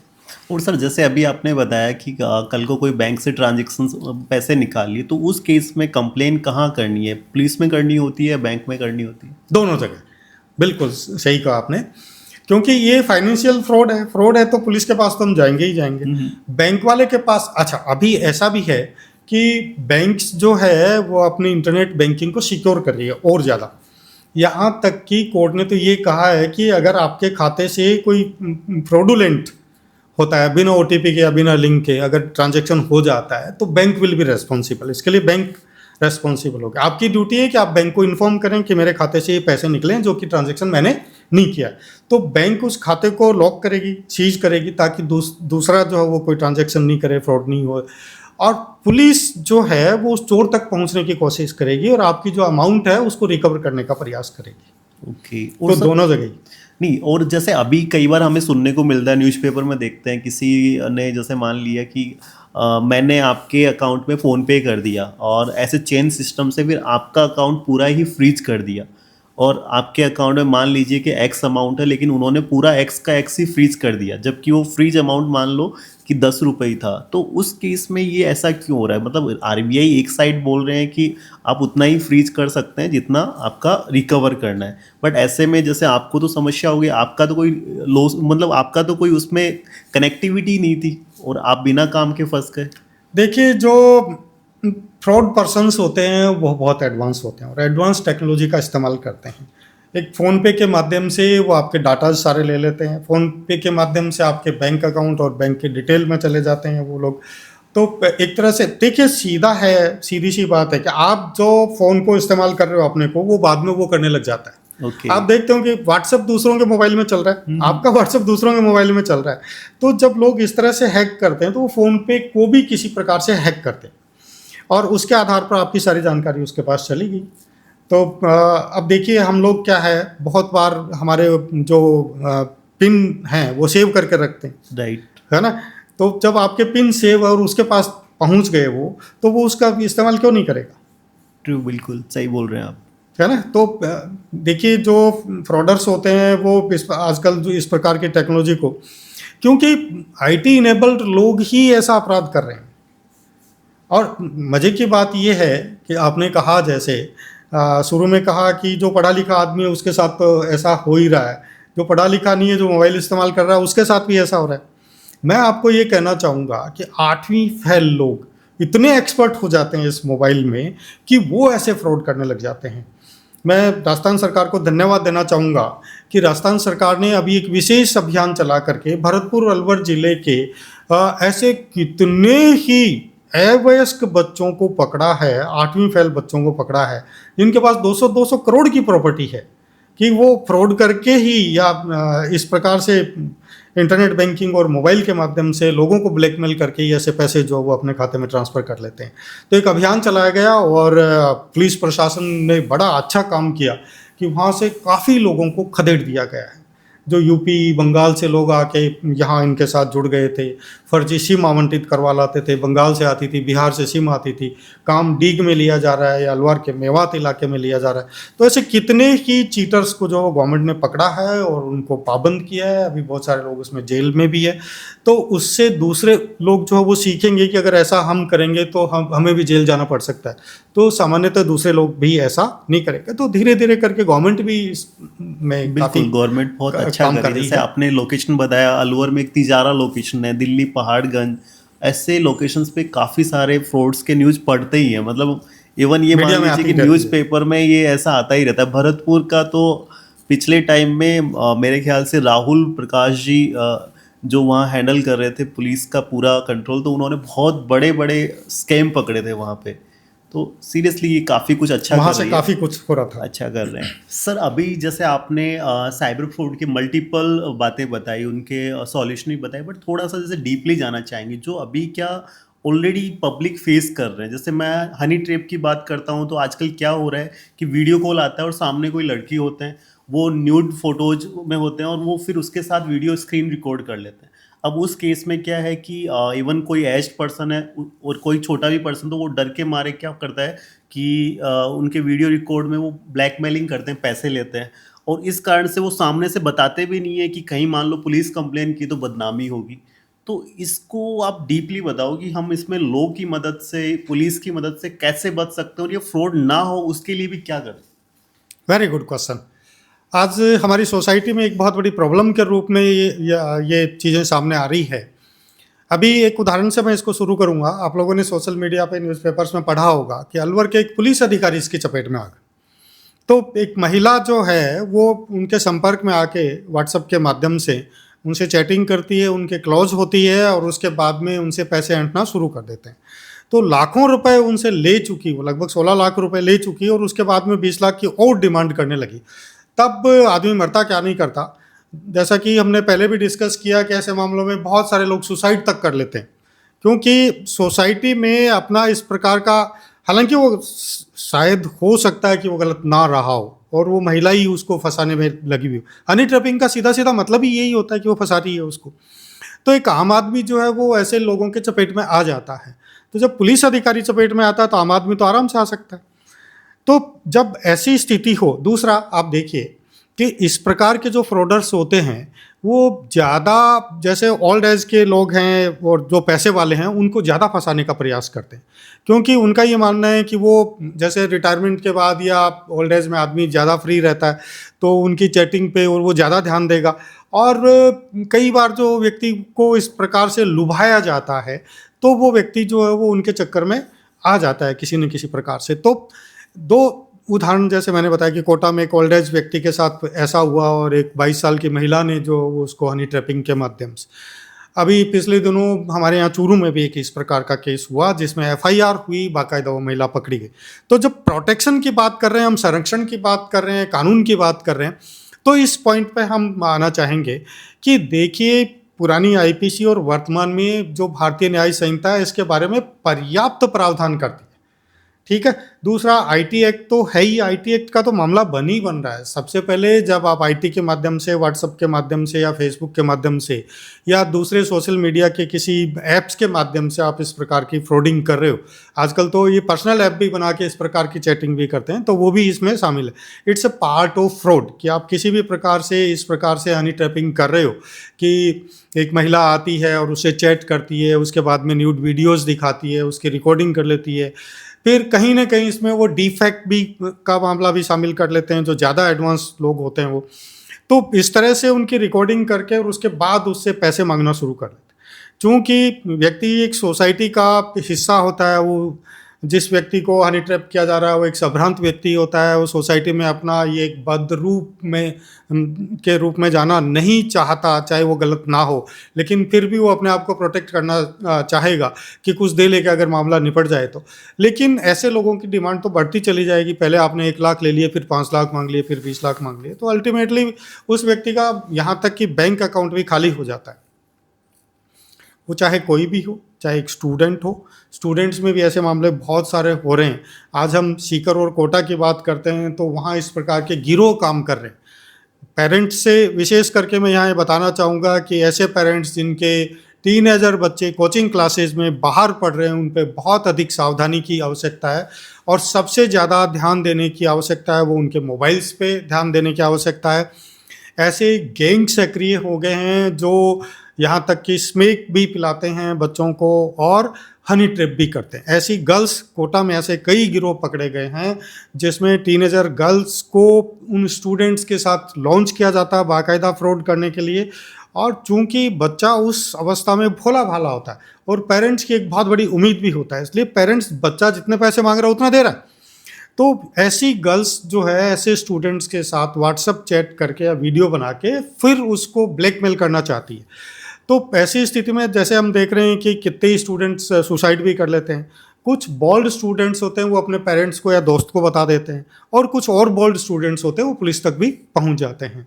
तो यहाँ भी बात वही सावधानी की है कि सोसाइटी में 5% तक जो है वो क्रिमिनल्स होते हैं और वो क्रिमिनल्स बाकी के 95% लोगों को अपना शिकार बनाने का प्रयास करते हैं। तो जो कानूनी रूप से जिनको कम जानकारी है या जो सोसाइटी में बदनामी के डर से रहते हैं, हम ये कह सकते हैं, वो लोग जो इनके जाल में आराम से झांसे में आ जाते हैं। तो ये जो हनी ट्रैपिंग की बात है, एक महिला जो है वो एयरफोर्स के अधिकारी को फंसा करके और उससे सारी जानकारी भारतीय एयरफोर्स की लेके पाकिस्तान भेज रही है। तो ऐसा तो पिछले दिनों हमने देखा कि पाकिस्तान जो है वो बहुत सारी महिलाओं को भारत में लॉन्च कर रहा है और उनसे हनी ट्रैपिंग करके और सारी जानकारियां ले रहे हैं। बाद में वही महिलाएं इनसे पैसे भी मांगने लग जाती है। तो ऐसे बहुत सारे क्राइम जो है वो स्क्रीन्स पे आ रहे हैं। कुल मिला के हनी ट्रैप के अंदर ऐसे काफ़ी सारे ये केसेस आ रहे हैं, लेकिन एक जैसे इशू क्या होता है कि कॉमन मैन में कि क्या वो पुलिस पे कंप्लेन करेगा तो उसके नाम की गोपनीयता रहेगी क्या, तो उस पे मतलब एक्चुअल में क्या पोजीशन है, क्योंकि इस डर से भी लोग कंप्लेन नहीं कराते हैं। देखिए, अगर आप किसी भी कंप्लेंट में आप लिखते हो जो पब्लिक इंटरेस्ट की हो या अपनी हो, बाई नेम आप नहीं चाहते हो, तो आप लिखित में दे सकते हो कि इस नाम को गोपनीय रखा जाए। सामान्यतः पुलिस इन चीज़ों का ध्यान रखती है कि कोई संभ्रांत व्यक्ति है, सोसाइटी में उसकी अपनी गुडविल है, वो व्यक्ति सोसाइटी के सामने नहीं आना चाह रहा। तो ऐसा बहुत सारे केसेस भी हुए हैं। कोर्ट भी इसमें देखती है, मिस्टर एक्स लिख देती है ओके, कि मिस्टर एक्स, जब सोसाइटी में आप जाते हैं, आप देखिए महिलाओं का तो नाम तो, जैसे रेप पीड़िता महिला है उसका नाम तो कभी डिस्क्लोज पुलिस द्वारा किया ही नहीं जाता है ना, एक महिला या इसी प्रकार के शब्द इस्तेमाल किए जाते हैं, या कोई दूसरा जो है वो नाम, काल्पनिक नाम जो है वो उसमें दिया जाता है। मैं समझता हूँ कि इसमें नाम डिक्लेयर करने में भी कोई परेशानी नहीं होनी चाहिए, क्योंकि आप तो गलत हो नहीं और आपके साथ तो चीटिंग हुई है ना। हम बात कर रहे थे कि किस प्रकार से इन चीज़ों से बचा जाए। अगर कोई भी व्यक्ति इस प्रकार के किसी हनी ट्रैपिंग के जाल में फंस गया है या इसी प्रकार के अन्य फ्रॉड में वो फंस गया है, तो विदाउट एनी हेजिटेशन, देखिए सबसे बड़ा उनका जो पहला स्टेप होना चाहिए वो तो पुलिस को इन्फॉर्म करना होना चाहिए। Go to the police station, lodge FIR. अगर आप पुलिस स्टेशन नहीं जाना चाह रहे तो आप ऑनलाइन एफआईआर का ऑप्शन है। बहुत सारे पुलिस अधीक्षक के और ये लोग अपने मोबाइल नंबर, व्हाट्सएप नंबर सार्वजनिक कर रखते हैं। आजकल गूगल पे आपको सारी चीज़ें मिल रही है। आप अपनी एफआईआर जो मेल कर सकते हैं, अपनी कंप्लेंट मेल कर सकते हैं। अगर कोई पुलिस अधिकारी एफआईआर नहीं कर रहा है तो आप कोर्ट में जाके इस्तिगासा या कंप्लेंट दायर कर सकते हैं। इसके बहुत सारे तरीके हैं। इसमें अगर आप चाहें कि कहीं आपको कानूनी नॉलेज कम है तो आप किसी एक अच्छे अधिवक्ता की सहायता लेकर के आगे बढ़ सकते हैं। बट इसमें कोई हेजिटेशन नहीं होनी चाहिए आपको कि आपके साथ गलत हुआ है तो आपको पुलिस संरक्षित नहीं करेगी। पुलिस आपको सर्टेनली संरक्षित करेगी, लेकिन एक कानूनी स्टेप्स के माध्यम से ही आगे हमें जो वो बढ़ना होगा। तो बीएनएस पर्याप्त सुरक्षा देती है। इसकी पुरानी आईपीसी में भी इसके प्रोविजंस थे। आईटी एक्ट तो पूरा इनेबल है ही। अभी आईटी एक्ट 2025 में भी इसमें बहुत सारे जो रूल्स फ्रेम किए गए हैं। नया जो डाटा कलेक्शन बिल आ रहा है उसमें भी इस प्रकार के प्रोविज़न कर रहे हैं। अभी पार्लियामेंट इस बात पर बहुत अधिक गंभीर है कि जो आर्टिफिशियल इंटेलिजेंस के माध्यम से जो क्राइम हो रहे हैं, ये एक बहुत बड़ा जंजाल है कि इस पे कैसे हम रोक लगा सकते हैं। तो इस पे भी अभी इंफॉर्मेशन टेक्नोलॉजी इनेबल्ड पर्सन्स के माध्यम से काम चल रहा है। आने वाले समय में भारत सरकार एक बहुत बड़ा एक पोर्टल भी जो है वो लॉन्च करने वाली है कि ऐसे क्रिमिनल्स को रोका जा सके। तो बहुत सारे तरीके, आपको कुल मिला के बात यह है कि डरना नहीं है, सावधान रहना, कंप्लेंट करनी। ओके, जैसे अभी जैसे एक सर क्या चलता है कि मोस्टली जैसे 11th के बाद मोस्टली बच्चे कोचिंग में चले जाते हैं। तो होता क्या है कि पेरेंट्स को लगता है कि बच्चे कोचिंग में, और एक्चुअल में मान लीजिए वो कोचिंग में ही है, बट किसी फ्रॉड स्टार का कॉल आता है, वो बोलता है कि पुलिस का नाम लेके खुद को पुलिस बताता है और कॉल करता है कि आपका बेटा थाने में है और उसके अपने दोस्तों के साथ किसी लड़की के रेप के चक्कर में इसे है, तो इसको छुड़वाना है, तो आप उस हिसाब से ऊपर के ऊपर बात करें या फिर हम आगे इसे केस को फॉरवर्ड करें। ऐसे करके डराते हैं और फैमिली को क्या लगता है कि वो बच्चा एक्चुअल में वही है। रीज़न क्योंकि वो बच्चे से बात कराते हैं मम्मी बचाओ पापा बचाओ, और पेरेंट्स को क्या लगता है क्योंकि वो उसका और एक्चुअल कॉल तो लगेगा नहीं क्योंकि बच्चा तो एक्चुअल में कोचिंग में, कॉल नहीं लगेगा तो पेरेंट्स को लगेगा कि कहीं सच में ऐसा ना हो गया, तो ऐसे में पेरेंट्स घबरा जाते हैं। तो इसके भी सॉल्यूशन कहीं ना कहीं क्या करने चाहिए? क्या इसे हमें इग्नोर करके कॉल को ब्लॉक करना चाहिए, या एक्चुअल में एक सजग पेरेंट्स बनके, हमें एक्टिव पेरेंट्स बनके इसकी कंप्लेन करनी चाहिए जिससे किसी और का नुकसान ना हो? क्या करना चाहिए अकॉर्डिंग टू यू? बहुत अच्छा क्वेश्चन राकेश जी आपका। हमारी सोसाइटी में इस प्रकार के, हम ऐसे कहेंगे कि जो क्रिमिनल्स है वो ब्लैक स्पॉट है, काले धब्बे हैं वो सोसाइटी के लिए, कि जो अबोध मन होता है, बालकों के साथ भी वो इस प्रकार के अपराध करते हैं। देखिए राकेश जी, जो ऐसे क्रिमिनल्स होते हैं वो उस बच्चे की, उसके पेरेंट्स की, उसकी फैमिली की पूरी रेकी करते हैं और उसकी हिस्ट्री जो है वो लेते हैं। उसके बाद वो देखते हैं कि इसको कब फंसाया जा सकता है। तो ऐसे जो क्रिमिनल्स हैं जो इस प्रकार के ऑफेंस करते हैं, वो ऐसे समय पे उनके पेरेंट्स को कॉल करेंगे कि उस समय बच्चा उनका कॉल नहीं उठा रहा होगा, या फिर उसके मोबाइल को हैक करके या उस तरह से वो सारी चीज़ें करते हैं और वो उसको कहते हैं कि आपका बच्चा जो वो चोरी के अपराध में पकड़ा गया, रेप के, सामान्यतया वो रेप के या गर्ल्स के मामले में ज़्यादा, ताकि पेरेंट्स विजिलेंट हो जाए। पेरेंट्स दो तरह से देखेंगे कि एक तो मेरा बच्चा फंस रहा है, दूसरी तरफ वो सोसाइटी में स्वयं बदनाम होगा और उसके पेरेंट्स भी वो बदनाम होंगे। तो इस बदनामी से भी बचने का प्रयास करेंगे। तो वो ऐसा करके, और जब बाद में वो वीडियो कॉल भी करते हैं, पुलिस की यूनिफॉर्म में रहते हैं, ऐसे पूरे एक तरह से, मैं तो शब्द इस्तेमाल करूँगा कि वो गैंगस्टर्स होते हैं, और पूरे तामझाम के साथ, लवाजमे के साथ वो इस प्रकार की कॉल्स जो पेरेंट्स को डराने के लिए करते हैं। तो जो पेरेंट्स कम पढ़े लिखे होते हैं या जिनको कानून की जानकारी नहीं होती है, वो इनके दबाव में जल्दी आ जाते हैं। तो बदले में वो पुलिस अधिकारी बन के कहते हैं कि सीधे, जैसे कि आपने बताया कि आप ले दे के निपटाना चाह रहे हो या हम उसको अरेस्ट करें या ये वो सारा। तो ऐसे में पुलिस बन के जो व्यक्ति कॉल कर रहा है उसके दबाव में वो आ जाते हैं और उनके खाते में पैसे ट्रांसफर, ऐसे बहुत सारे केसेज हुए हैं हमारे यहाँ शेखावटी क्षेत्र में, ऐसे बहुत सारे केसेज हुए हैं जिसमें पैसे ट्रांसफर कर दिए गए। तो उससे इस प्रकार के अपराधियों के हौसले बुलंद हो जाते हैं, जबकि ऐसा होना नहीं चाहिए। जनरली जो ही इस प्रकार का कॉल पेरेंट्स के पास या उनके किसी व्यक्ति के पास आता है तो उसको सावधान हो जाना चाहिए। सबसे पहले तो आपको अपने बच्चे पे कॉन्फिडेंट होना चाहिए कि आपका बच्चा ऐसा नहीं कर सकता है, और अगर ऐसा कर भी लिया तो आपको इस मूड में होना चाहिए कि अगर ऐसा हुआ है तो हम कानूनी लड़ाई लड़ेंगे, क्यों नहीं, कानून तो सबके लिए है ना। तो तुरंत जो है उसकी कॉल डिटेल लीजिए, उसके नंबर लीजिए और नियरेस्ट थाने को इसकी सूचना दीजिए कि इस प्रकार से एक कॉल जो है वो आया है।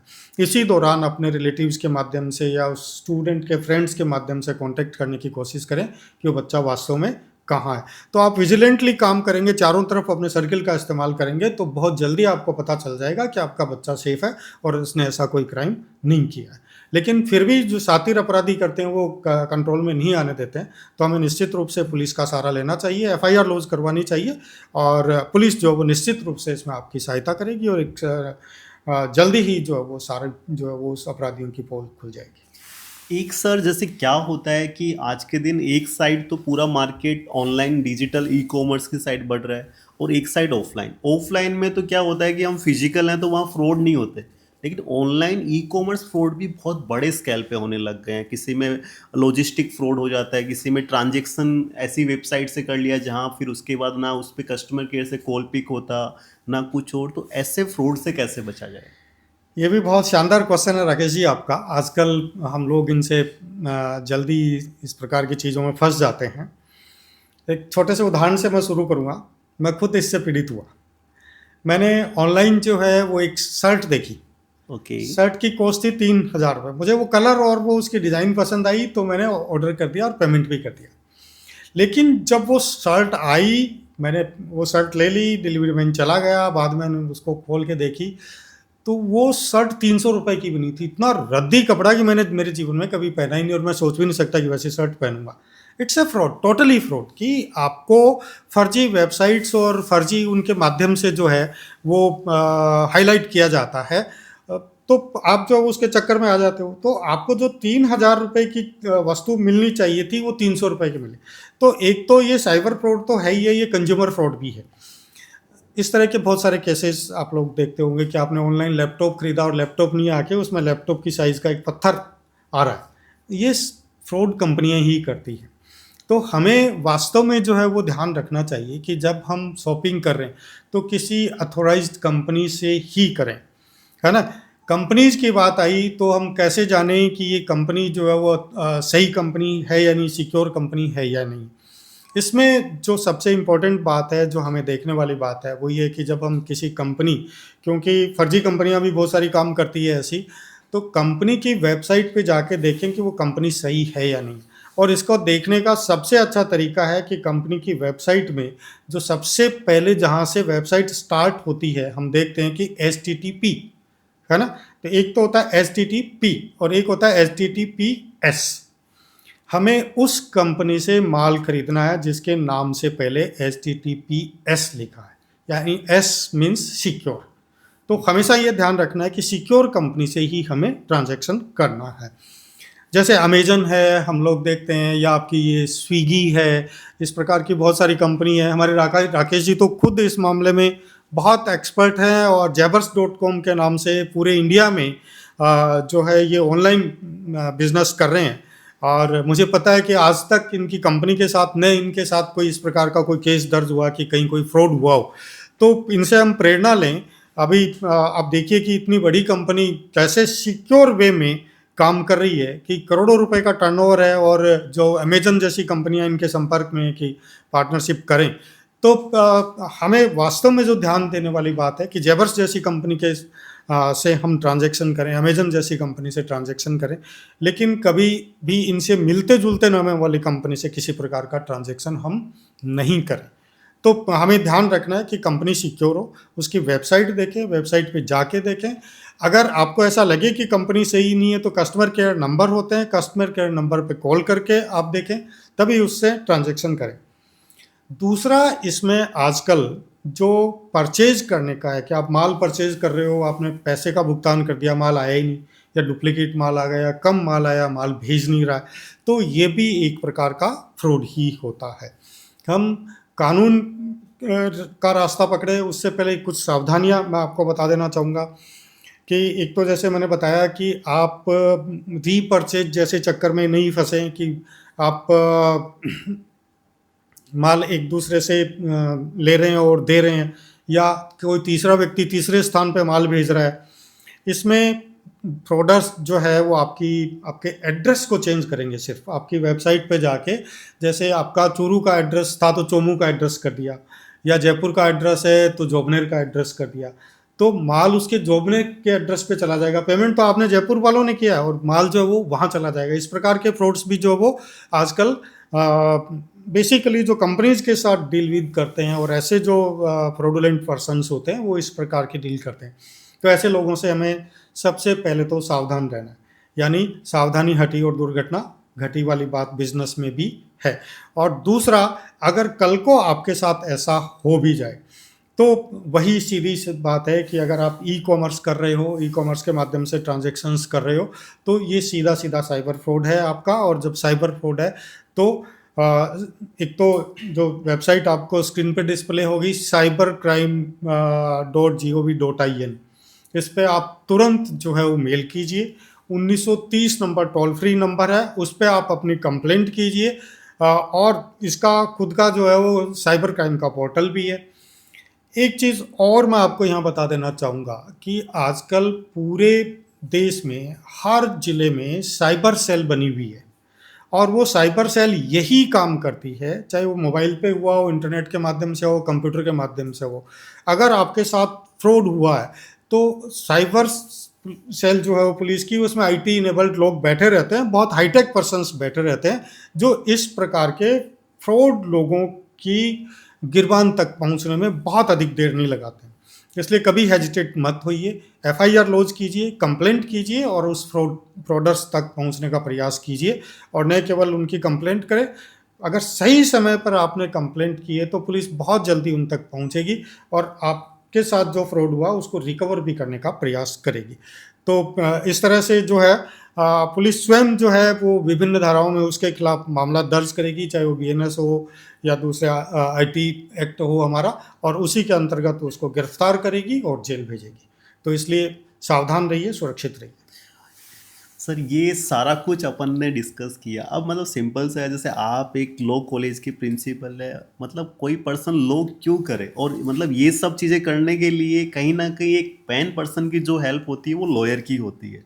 मतलब आपने पुलिस में एफआईआर कर दी, आपने कंप्लेन भी करा दी, बट फाइनल में मामला एक जाएगा तो लास्ट कोर्ट में में ही। वहाँ एक लॉयर की नीड रहेगी। तो लॉ के मतलब इसमें क्या क्या वे से करे, जैसे आपने कहा कि लॉ में भी मल्टीपल टाइप्स होते हैं, क्रिमिनल, सिविल, अलग अलग।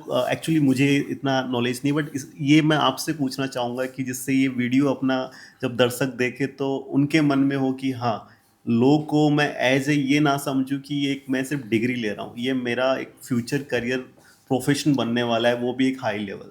थैंक यू राकेश जी, आपने मुझसे संबंधित क्वेश्चन ही पूछ लिया। देखिए, सामान्यतः एक व्यक्ति जब लॉ के फील्ड में आता है तो आज जो स्टूडेंट लॉ के फील्ड में आ रहा है वो बहुत सारे ड्रीम्स लेके आता है। मैं आपको बताना चाहूँगा कि जिस प्रकार से एक स्टूडेंट का ड्रीम डॉक्टर बनने का होता है, या मल्टीनेशनल कंपनी में एक आईटी एक्सपर्ट बनने का होता है, चार्टर्ड अकाउंटेंट या कंपनी सेक्रेटरी बनने का होता है, उससे ज़्यादा आज की जेन नेक्स्ट में ये रुझान बढ़ रहा है कि वो एक लॉयर बने, और केवल लॉयर ही नहीं बने बल्कि इस फील्ड में वो बहुत आगे तक जाए। लो अब वो लो नहीं रह गई है जो काला कोट पहन के कोर्ट तक ही जाए।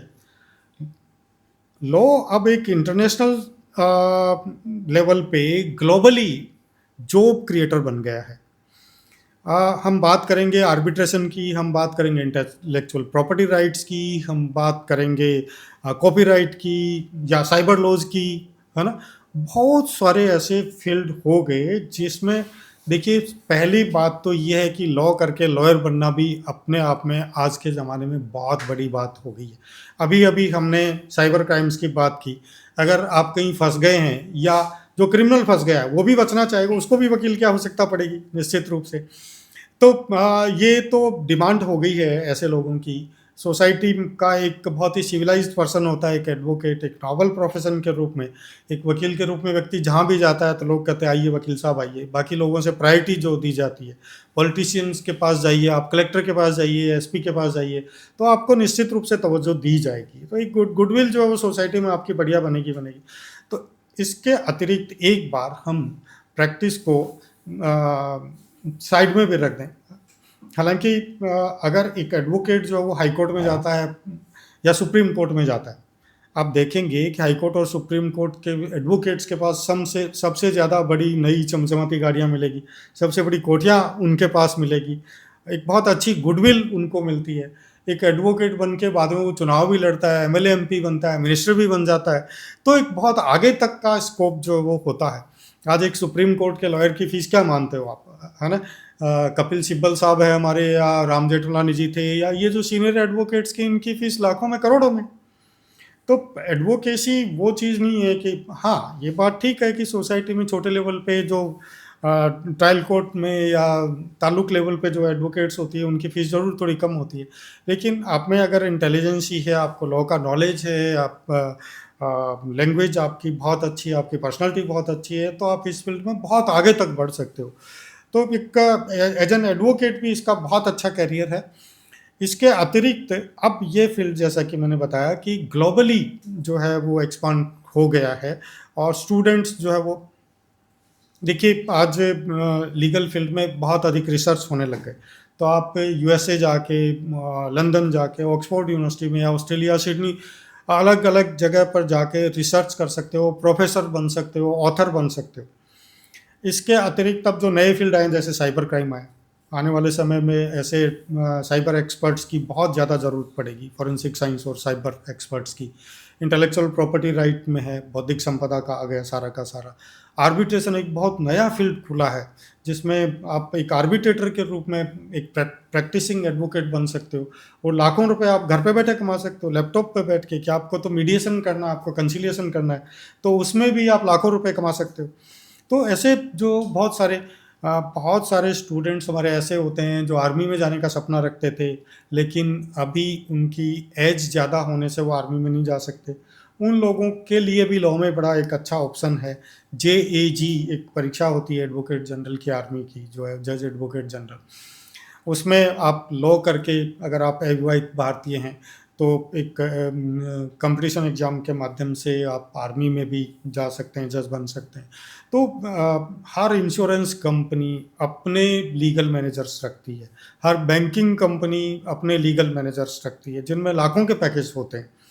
हर मल्टीनेशनल कंपनी आज एडवोकेट हायर करने की बात बजाय अपना एक लॉ डिपार्टमेंट रखती है, उसमें बहुत सारे एडवोकेट्स को जॉब के रूप में रखती है जिसमें लाखों के पैकेज हैं। आज हम एयरटेल की बात करें, डिश टीवी की बात करें, सैमसंग की बात करें, या जितनी भी बड़ी बड़ी कंपनियां हैं, लाखों रुपए के पैकेज में अपने खुद के लॉयर्स जो वो हायर करके रखती है, जो इनके बिहाफ पे हाई कोर्ट और सुप्रीम कोर्ट में जाती है। तो न केवल मल्टीनेशनल कंपनीज, न केवल banking companies, insurance companies, army, इन सब में नए स्कोप जो है वो आ रहे हैं। इंटरनेशनल लेवल पे भी ऐसे बहुत सारे स्कोप्स जो है वो हो रहे हैं। इसके अतिरिक्त जो एक व्यक्ति का ड्रीम होता है कि मैं जज बनूं, तो लॉ करके आप जुडिशियल सर्विसेज की तरफ जा सकते हैं। प्रैक्टिस में रहते हुए भी आप 7 साल की प्रैक्टिस होती है तो डायरेक्ट एडिशनल डिस्ट्रिक्ट जज की परीक्षा दे के ADJ बन सकते हो। अगर आपकी बहुत अच्छी प्रैक्टिस है, हाई कोर्ट में, सुप्रीम कोर्ट में आप वकालत कर रहे हो, तो एक समय के बाद हाई कोर्ट जज और सुप्रीम कोर्ट जज एडवोकेट कोटे से बन सकते हो। तो इतने सारे स्कोप्स हैं लॉ में कि लोग जो है वो अनायास ही अब इस पेशे की तरफ आकर्षित होने लगे हैं। एक समय था जब ये इस पेशे की तरफ ज़्यादा ध्यान नहीं दिया जाता था, लेकिन अब तो वापस जो है वो हमारी जेन जी है, उनका रुझान बहुत तेज़ी से बढ़ रहा है। तो ऐसे समय में आने वाले दिनों में हम देखेंगे कि ये प्रोफेशन बहुत अधिक उन्नति करेगा, तरक्की पे जाएगा। तो बहुत सारे स्कोप्स हैं इसमें। सर अभी बातों बातों में आपने एक बात बोला, क्रिमिनल को भी लॉयर की तो नीड होगी। तो एक बात बताओ, जब वो क्रिमिनल है तो उसको बचाने के लिए आप लोग जो एजुकेशन दे रहे हो, वो तो कहीं ना कहीं ऑब्वियसली बात है उन्हें सही के साथ खड़े होने के लिए दे रहे हो, बट क्रिमिनल को भी लॉयर तो करना पड़ रहा है। उस केस में वो तो उसको बचाने में लगा है, तो वहाँ उसका एजुकेशन में ये ऐसा लिखा है लॉ में कि आपको अपने क्लाइंट को सुरक्षित रखना है। मतलब मैं एक क्वेश्चन कर रहा हूँ, थोड़ा क्रिटिकल है। बहुत अच्छा क्वेश्चन है। आम आदमी ये सोचता है, देखिए राकेश जी, आरोप किसी पे भी लगाया जा सकता राइट। है ना।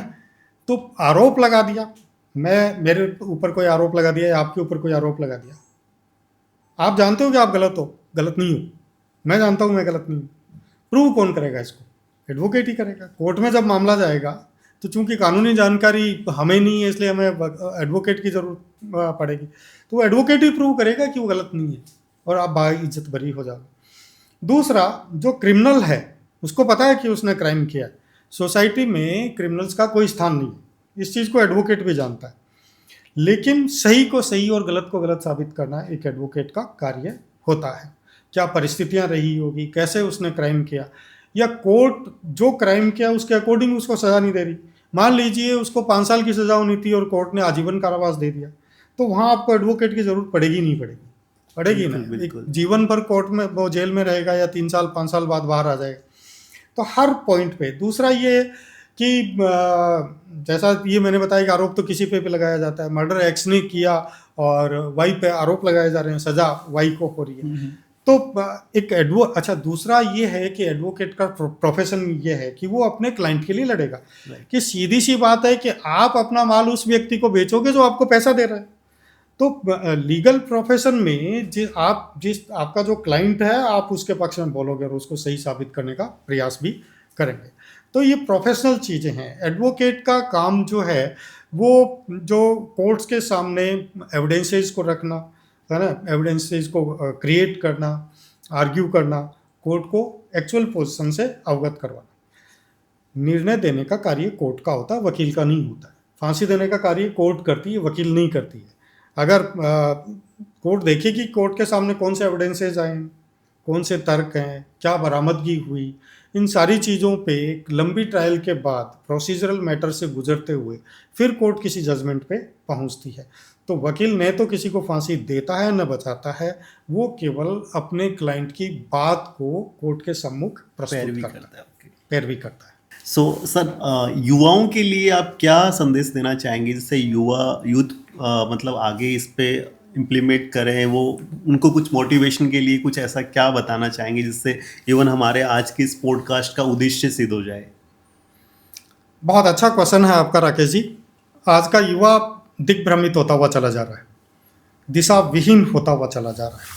एक ज़माना था जब स्कूल में दरी पे बैठ के बच्चे पढ़ते थे और गुरु शिष्य परंपरा थी, गुरु अच्छा उनको ज्ञान देते थे और एक सरकारी स्कूल में पढ़ के भी बच्चा कलेक्टर बन जाता था। आज का बच्चा, जो टेक्नोलॉजी आई है, हम आईटी की बात करें या मोबाइल एंड्रॉयड सिस्टम की बात करें, इससे दिग्भ्रमित होता हुआ चला जाता है। उसको चीज़ें तो सारी गूगल गुरु बता देता है, लेकिन सही दिशा निर्देश देने वाला वास्तविक गुरु उसको नहीं मिलता है। अभी हमने देखा कि नेपाल में जैन जी एक बड़े एजिटेशन की तरफ चली गई। दूसरे देशों में भी ऐसा हुआ। भारत का यूथ भी दिग्भ्रमित होता हुआ चला जा रहा है। वो न तो अपने करियर की तरफ ध्यान दे पाता है, वो नशे की प्रवृत्ति में पड़ जाता है, आगे चला जाता है। इसके साथ ही वो टीनेज से संबंधित जो चीज़ें जो नहीं समझ पाता है, वो सेक्सुअल हरासमेंट का शिकार बन जाता है, गर्ल्स के साथ बदतमीजियाँ हो जाती है। तो एक सही ट्रैक पे हमारा यूथ चले, इसके लिए ये आवश्यक है कि उसको नंबर 1 तो प्रॉपर गाइडेंस मिले, सही गाइडेंस मिले, जिससे वो उंगली पकड़ के आगे तक जा सके। पेरेंट्स का डायरेक्शन बहुत ज़रूरी है, सही टीचर का सही डायरेक्शन होना बहुत ज़रूरी है। अगर आपको सही दिशा निर्देश मिलेंगे तो आप झोंपड़ी से उठकर भी अब्दुल कलाम बन सकते हो। आप देखिए कि हम प्रेरणा के तौर पे देखें कि चाहे वो स्वामी विवेकानंद को ले लीजिए, मदर टेरेसा को ले लीजिए, या कल्पना चावला को ले लीजिए, अब्दुल कलाम साहब को ले लीजिए, जो देश के मिसाइल सबसे बड़े विश्व के मिसाइल मैन बने, भारत के राष्ट्रपति भी बने। तो किस तरह से गरीबी से निकल के आदमी कहाँ चला जाता है। पैसे होना सब कुछ नहीं, हाँ पैसे है, बहुत कुछ है, पैसे होना वो आपको संसाधन उपलब्ध करवाता है, लेकिन प्रॉपर गाइडेंस आपको बहुत ज़रूरी है। और आपका जो मस्तिष्क का एक तरह से हम ये कहेंगे कि आपके जो सोचने की शक्ति है वो एक सही दिशा में आपको ले जा रही हो, ये बहुत आवश्यक है। तो इसके लिए आज के यूथ्स देखिए पढ़ना भूल गए, बुक्स तो वो पढ़ता ही नहीं है। तो एक इम्पॉर्टेंट बात ये है कि किताबें पढ़े। हमारे प्रेरणास्पद जो नेता हुए हैं, जो लीडर्स हुए हैं, जो सोसाइटी को आगे लेके गए हैं, उनको हम पढ़ें, उनसे हम प्रेरणा लें। आप देखेंगे कि देश का कोई भी लीडर हो, चाहे वो कोई पॉलिटिकल पार्टी से हो, चाहे वो देश का प्रधानमंत्री हो, मंत्री रहा हो, मुख्यमंत्री रहा हो, किस प्रकार के संघर्षों से वो आगे निकला है। चाहे किसी हम लॉयर की बात करें, हम बड़े बड़े लॉयर्स की अभी बात कर रहे थे। तो एक आज की जो सबसे बड़ी समस्या है, जो मैं आपको बताना चाह रहा हूँ, कि युवाओं में नशे की बढ़ती प्रवृत्ति, ये बहुत खतरनाक है और इस पर हमें नियंत्रण पाना ही होगा। उसके अलावा एक मैं कोटेशन आपको देना चाहूँगा कि दूरदृष्टि, पक्का इरादा, एक ही इरादा, कि आप अपना लक्ष्य तय कर लो, इरादा तय कर लो, और उस पे मछली की आँख की तरह आप दृष्टि रखो और उस सफलता की तरफ आप बढ़ते हुए चले जाओ, कोई आपको रोक नहीं सकता। तो दूरदृष्टि लेकर आप प्लानिंग बड़ा सोचिए हमेशा। अगर बड़ा सोचोगे तो बड़ा बनोगे। आप जैसे आज का एक युवा ये सोचता है कि वो कांस्टेबल बन जाएगा या पटवारी बन जाएगा। मैं इस पे कोई वो नहीं कह रहा, आपका अगर वो है तो आप बनिए, लेकिन अगर एक युवा आज का ये सोचेगा कि उसको आईएएस बनना है, उसको आरएस बनना है, उसको आरजेएस बनना है, तो वो उसके अकॉर्डिंग उसकी प्रिपरेशन भी करेगा, आगे भी बढ़ेगा। तो छोटी पोस्ट पे तो बड़ी तैयारी करेगा तो आराम से वो सक्सेस हो ही जाएगा, क्योंकि उसने उस लेवल की स्टडी की है, उसका आईक्यू जो है वो उस लेवल पे डेवलप हो चुका होगा। तो एक तो ये कि हमेशा आप बड़ा सोचो और बड़ा करो और बड़े की तरफ आगे बढ़ो, ये बहुत आवश्यक है। आपके आसपास के लोगों से आप प्रेरणा लीजिए। हम देखते हैं कि एक फैमिली में डॉक्टर है, उसकी फैमिली में दूसरे डॉक्टर बहुत आसानी से बन जाते हैं। आईएएस का बेटा आईएएस बन जाता है, आईपीएस का बेटा आईपीएस बन जाता है, वकील का बेटा वकील बन जाता है। तो एक इस तरह से भी आपको प्रेरणा मिलती है कि एक टीचर का जो बच्चा है वो बहुत जल्दी ये सोचता है। सामान्यतः हम लोग ये सोचते हैं, स्कूल में हम होते हैं, जब टीचर की डांट पड़ती है या उसकी पर्सनैलिटी अच्छी होती है तो हमें लगता है कि हम भी बड़े होके टीचर बनेंगे। लेकिन जो जो बड़े होंगे हमारी सोच बदलती हुई चली जाएगी। फिर वो सोचता है कि मुझे आईटी में जाना है, मुझे डॉक्टर बनना है, मुझे कलेक्टर बनना है। तो हमेशा एक स्टूडेंट को 8th क्लास के बाद अपना लक्ष्य निर्धारित कर लेना चाहिए और पेरेंट्स से, टीचर्स के परामर्श के पश्चात उसी की प्रिपरेशन में हमें लग जाना चाहिए। जैसा मैंने आपको बताया कि झोंपड़ी से निकल के भी कलेक्टर बन सकता है। मैं स्वयं एक बहुत सामान्य परिवार से बिलोंग करता था। मैं आपको बता दूं कि बीकॉम के बाद में मेरे सपने आरएस के बनने के थे, लेकिन बाद में मैंने लॉ के फील्ड को चूज़ किया और मैं सफल भी हुआ। इसी फील्ड में रहते हुए मैं असिस्टेंट प्रोफेसर से लेके सेलेक्टेड प्रोफेसर बना। 9 पुस्तकें मैंने लिख दी, 9 मैंने पीएचडी करवा दी। आज राजस्थान के किसी भी कॉलेज का कोई भी प्रोफेसर जो है, या तो मेरा बहुत अच्छा कलीग तो है ही है, मित्र भी होगा। आज पूरे राजस्थान के विभिन्न कॉलेजों में 50 से ज़्यादा प्रोफेसर्स मेरे स्टूडेंट लगे हुए हैं, 45 मजिस्ट्रेट मेरे पढ़ाए हुए बन गए। तो एक तरह से मतलब मेरा कहने का तात्पर्य ये नहीं है कि मैं खुद को प्रचारित करूं, बल्कि हमें किसी न किसी ऐसे व्यक्ति से प्रेरणा लेनी चाहिए जिस प्रेरणा को पकड़ के हम आगे बढ़ सकें। किसी भी स्थिति में आपको डिप्रेस नहीं होना है। दुनिया में सब चलता रहता है, खाओ पियो मौज करो के सिद्धांत पे अपना टारगेट जो आपने लक्ष्य निर्धारित करा उसकी तरफ आप जो है वो बढ़ते हुए चले जाएं और निश्चित रूप से आपको सफलता मिलेगी। आज के युवाओं को मेरी तरफ से बहुत बहुत शुभकामनाएं कि एक सफल और उच्च स्तर का करियर उनका बने और इसके लिए पर्याप्त जो है वो प्रयास करें। सर एक छोटा सा क्वेश्चन, सपोज एट आज जो श्रवण जी सर हमारे सामने बैठे हैं, वो यदि आज 18 साल के होते तो उनका लक्ष्य क्या होता? उसी से युवा जान जाएंगे कि एग्जैक्टली उन्हें क्या करना है। देखिए, मैंने कहा कि हमेशा बड़ा सोचो और बड़ा बनो, तो लक्ष्य बड़ा लेके चलो। आप लक्ष्य जो है वो बहुत सारी चीज़ें प्रभावित करता है। आज की और मेरी 18 साल की परिस्थितियाँ पूरी तरह से बदल चुकी है। आज मैं जिस स्थिति में हूँ और 18 साल में जब था जिस स्थिति में था, तो देखिए यहाँ 18 साल का जब युवक होता है तो उसका सोचने का जो दायरा है वो लिमिटेड होता है। इस एज में आने के बाद दायरा जो है वो बदल चुका होता है। लेकिन निश्चित रूप से आज मैं 18 वर्ष का होता और मैं सोचता तो मेरा लक्ष्य अब्दुल कलाम जैसा होता। Great sir. सो सर अभी पॉडकास्ट के लास्ट में कुछ रैपिड फायर क्वेश्चन है, वो मैं आपसे करना चाहूँगा। जैसे आपको कुछ एक चुनना और कुछ बताना है। जैसे ट्रूथ और लॉ के अंदर आप किसे सेलेक्ट करेंगे? बहुत। क्यों? ट्रूथ भी आवश्यक है। देखिए, झूठ का कोई साथ नहीं देता, सच्चाई का सब साथ देता है। सच्चाई में संघर्ष है, लड़ना पड़ता है, लेकिन हमेशा विजय सच की होती है। लॉ जो हमारी पार्लियामेंट ने बहुत सोच समझ के पारित किया है, कानून जो बना है वो ऐसे ही नहीं बनता है, राइट। है ना। तो लॉ को तो हमें फॉलो करना ही करना है, चाहे वो आप हाईवे पे या रेड लाइट की बात ही कर लें कि हमें उसको क्रॉस नहीं करना है, या जजमेंट जो कोर्ट को आया उसको हमें फॉलो करना ही करना है। तो लॉ को तो एक भारत का सुसभ्य नागरिक होने के नाते हमें मानना ही है और उसको फॉलो करना ही है, उसके अनुसार ही हमें आगे बढ़ना है, लेकिन सच्चाई का भी साथ देना है। और आज के युवाओं में सबसे बड़ी कमी क्या लगती है? नशे की बढ़ती प्रवृत्ति। इस पे कैसे कंट्रोल करेंगे? गवर्नमेंट के हाथ में तो सब कुछ है ही। देखिए, इसमें बहुत सारे कानून भी बने हुए हैं। प्रशासन को भी इसमें बहुत अधिक ध्यान देना चाहिए कि कानून को स्ट्रिक्टली लागू करे। हमारे यहाँ कस्टम्स एक्ट बना हुआ है, एक्साइज एक्ट बना हुआ है, बीएनएस है, दूसरे बहुत सारे कानून हैं। सबसे पहले तो हमें नशीले जो पदार्थ हैं उनकी तस्करी पे रोक लगाना चाहिए, कानून को प्रभावी ढंग से इस्तेमाल करते हुए, और अपराधियों को जेल की सलाखों के पीछे भेजना चाहिए। दूसरा, इसमें जो सबसे बड़ा कारक है वो है सोशल अवेयरनेस, सामाजिक जागरूकता, कि सामाजिक स्तर पर जाके हम लोगों को जागरूक करें कि एक तो जो ये जहर बेच रहे हैं वो नहीं बेचें, उन लोगों को हम समझाएं। दूसरा, जो इस्तेमाल कर रहे हैं उनको हम मानसिक रूप से इस प्रकार से इम्प्रेस करें कि नशा करना कोई समाधान नहीं है, तो इसके दुष्प्रचार करें।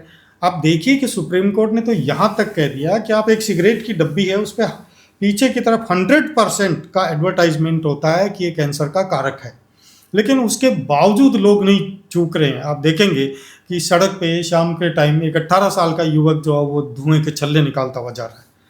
तो हमें उस तक पहुंच के उसको समझाना है, उसको मानसिक रूप से सुदृढ़ करना है कि नशा कोई समाधान नहीं है और ये बीमारी का घर है, मौत का घर है। तो इस तरह से हम सामाजिक जागरूकता उत्पन्न करें और नशे से बच्चों को दूर लेके जाएं।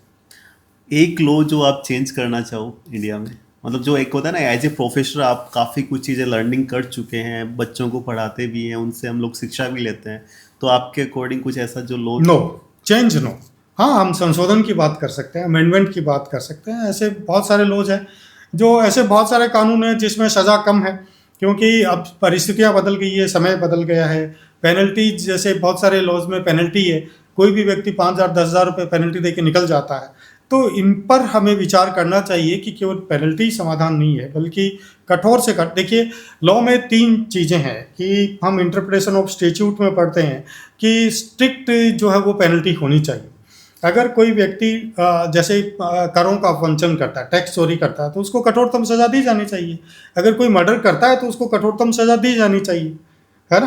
तो इस प्रकार के हमें जो लॉज हैं जिसको, क्योंकि लॉ को पार्लियामेंट बनाती है, लेकिन वास्तविकता हमें जब पता चलती है जब फील्ड में हम उसको लागू करते हैं।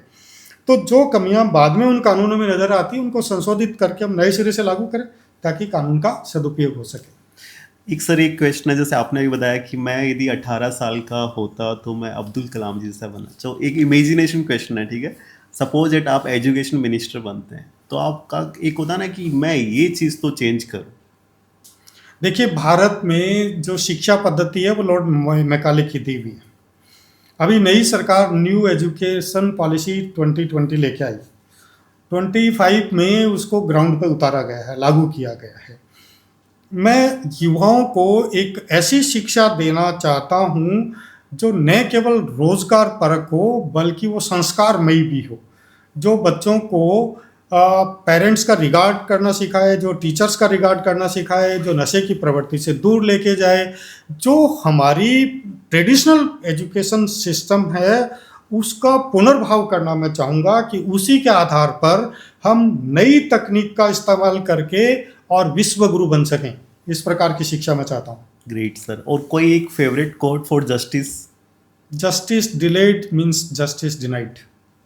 ओके। और न्याय दिया ही नहीं जाना चाहिए बल्कि प्रतीत भी होना चाहिए।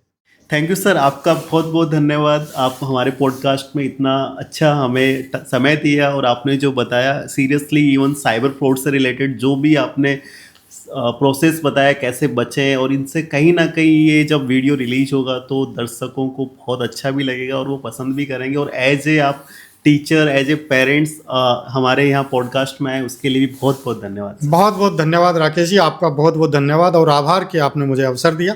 मैं आप लोगों से और हमारे दर्शकों से रूबरू हो पाऊंगा। Thank you so much. Thank you sir.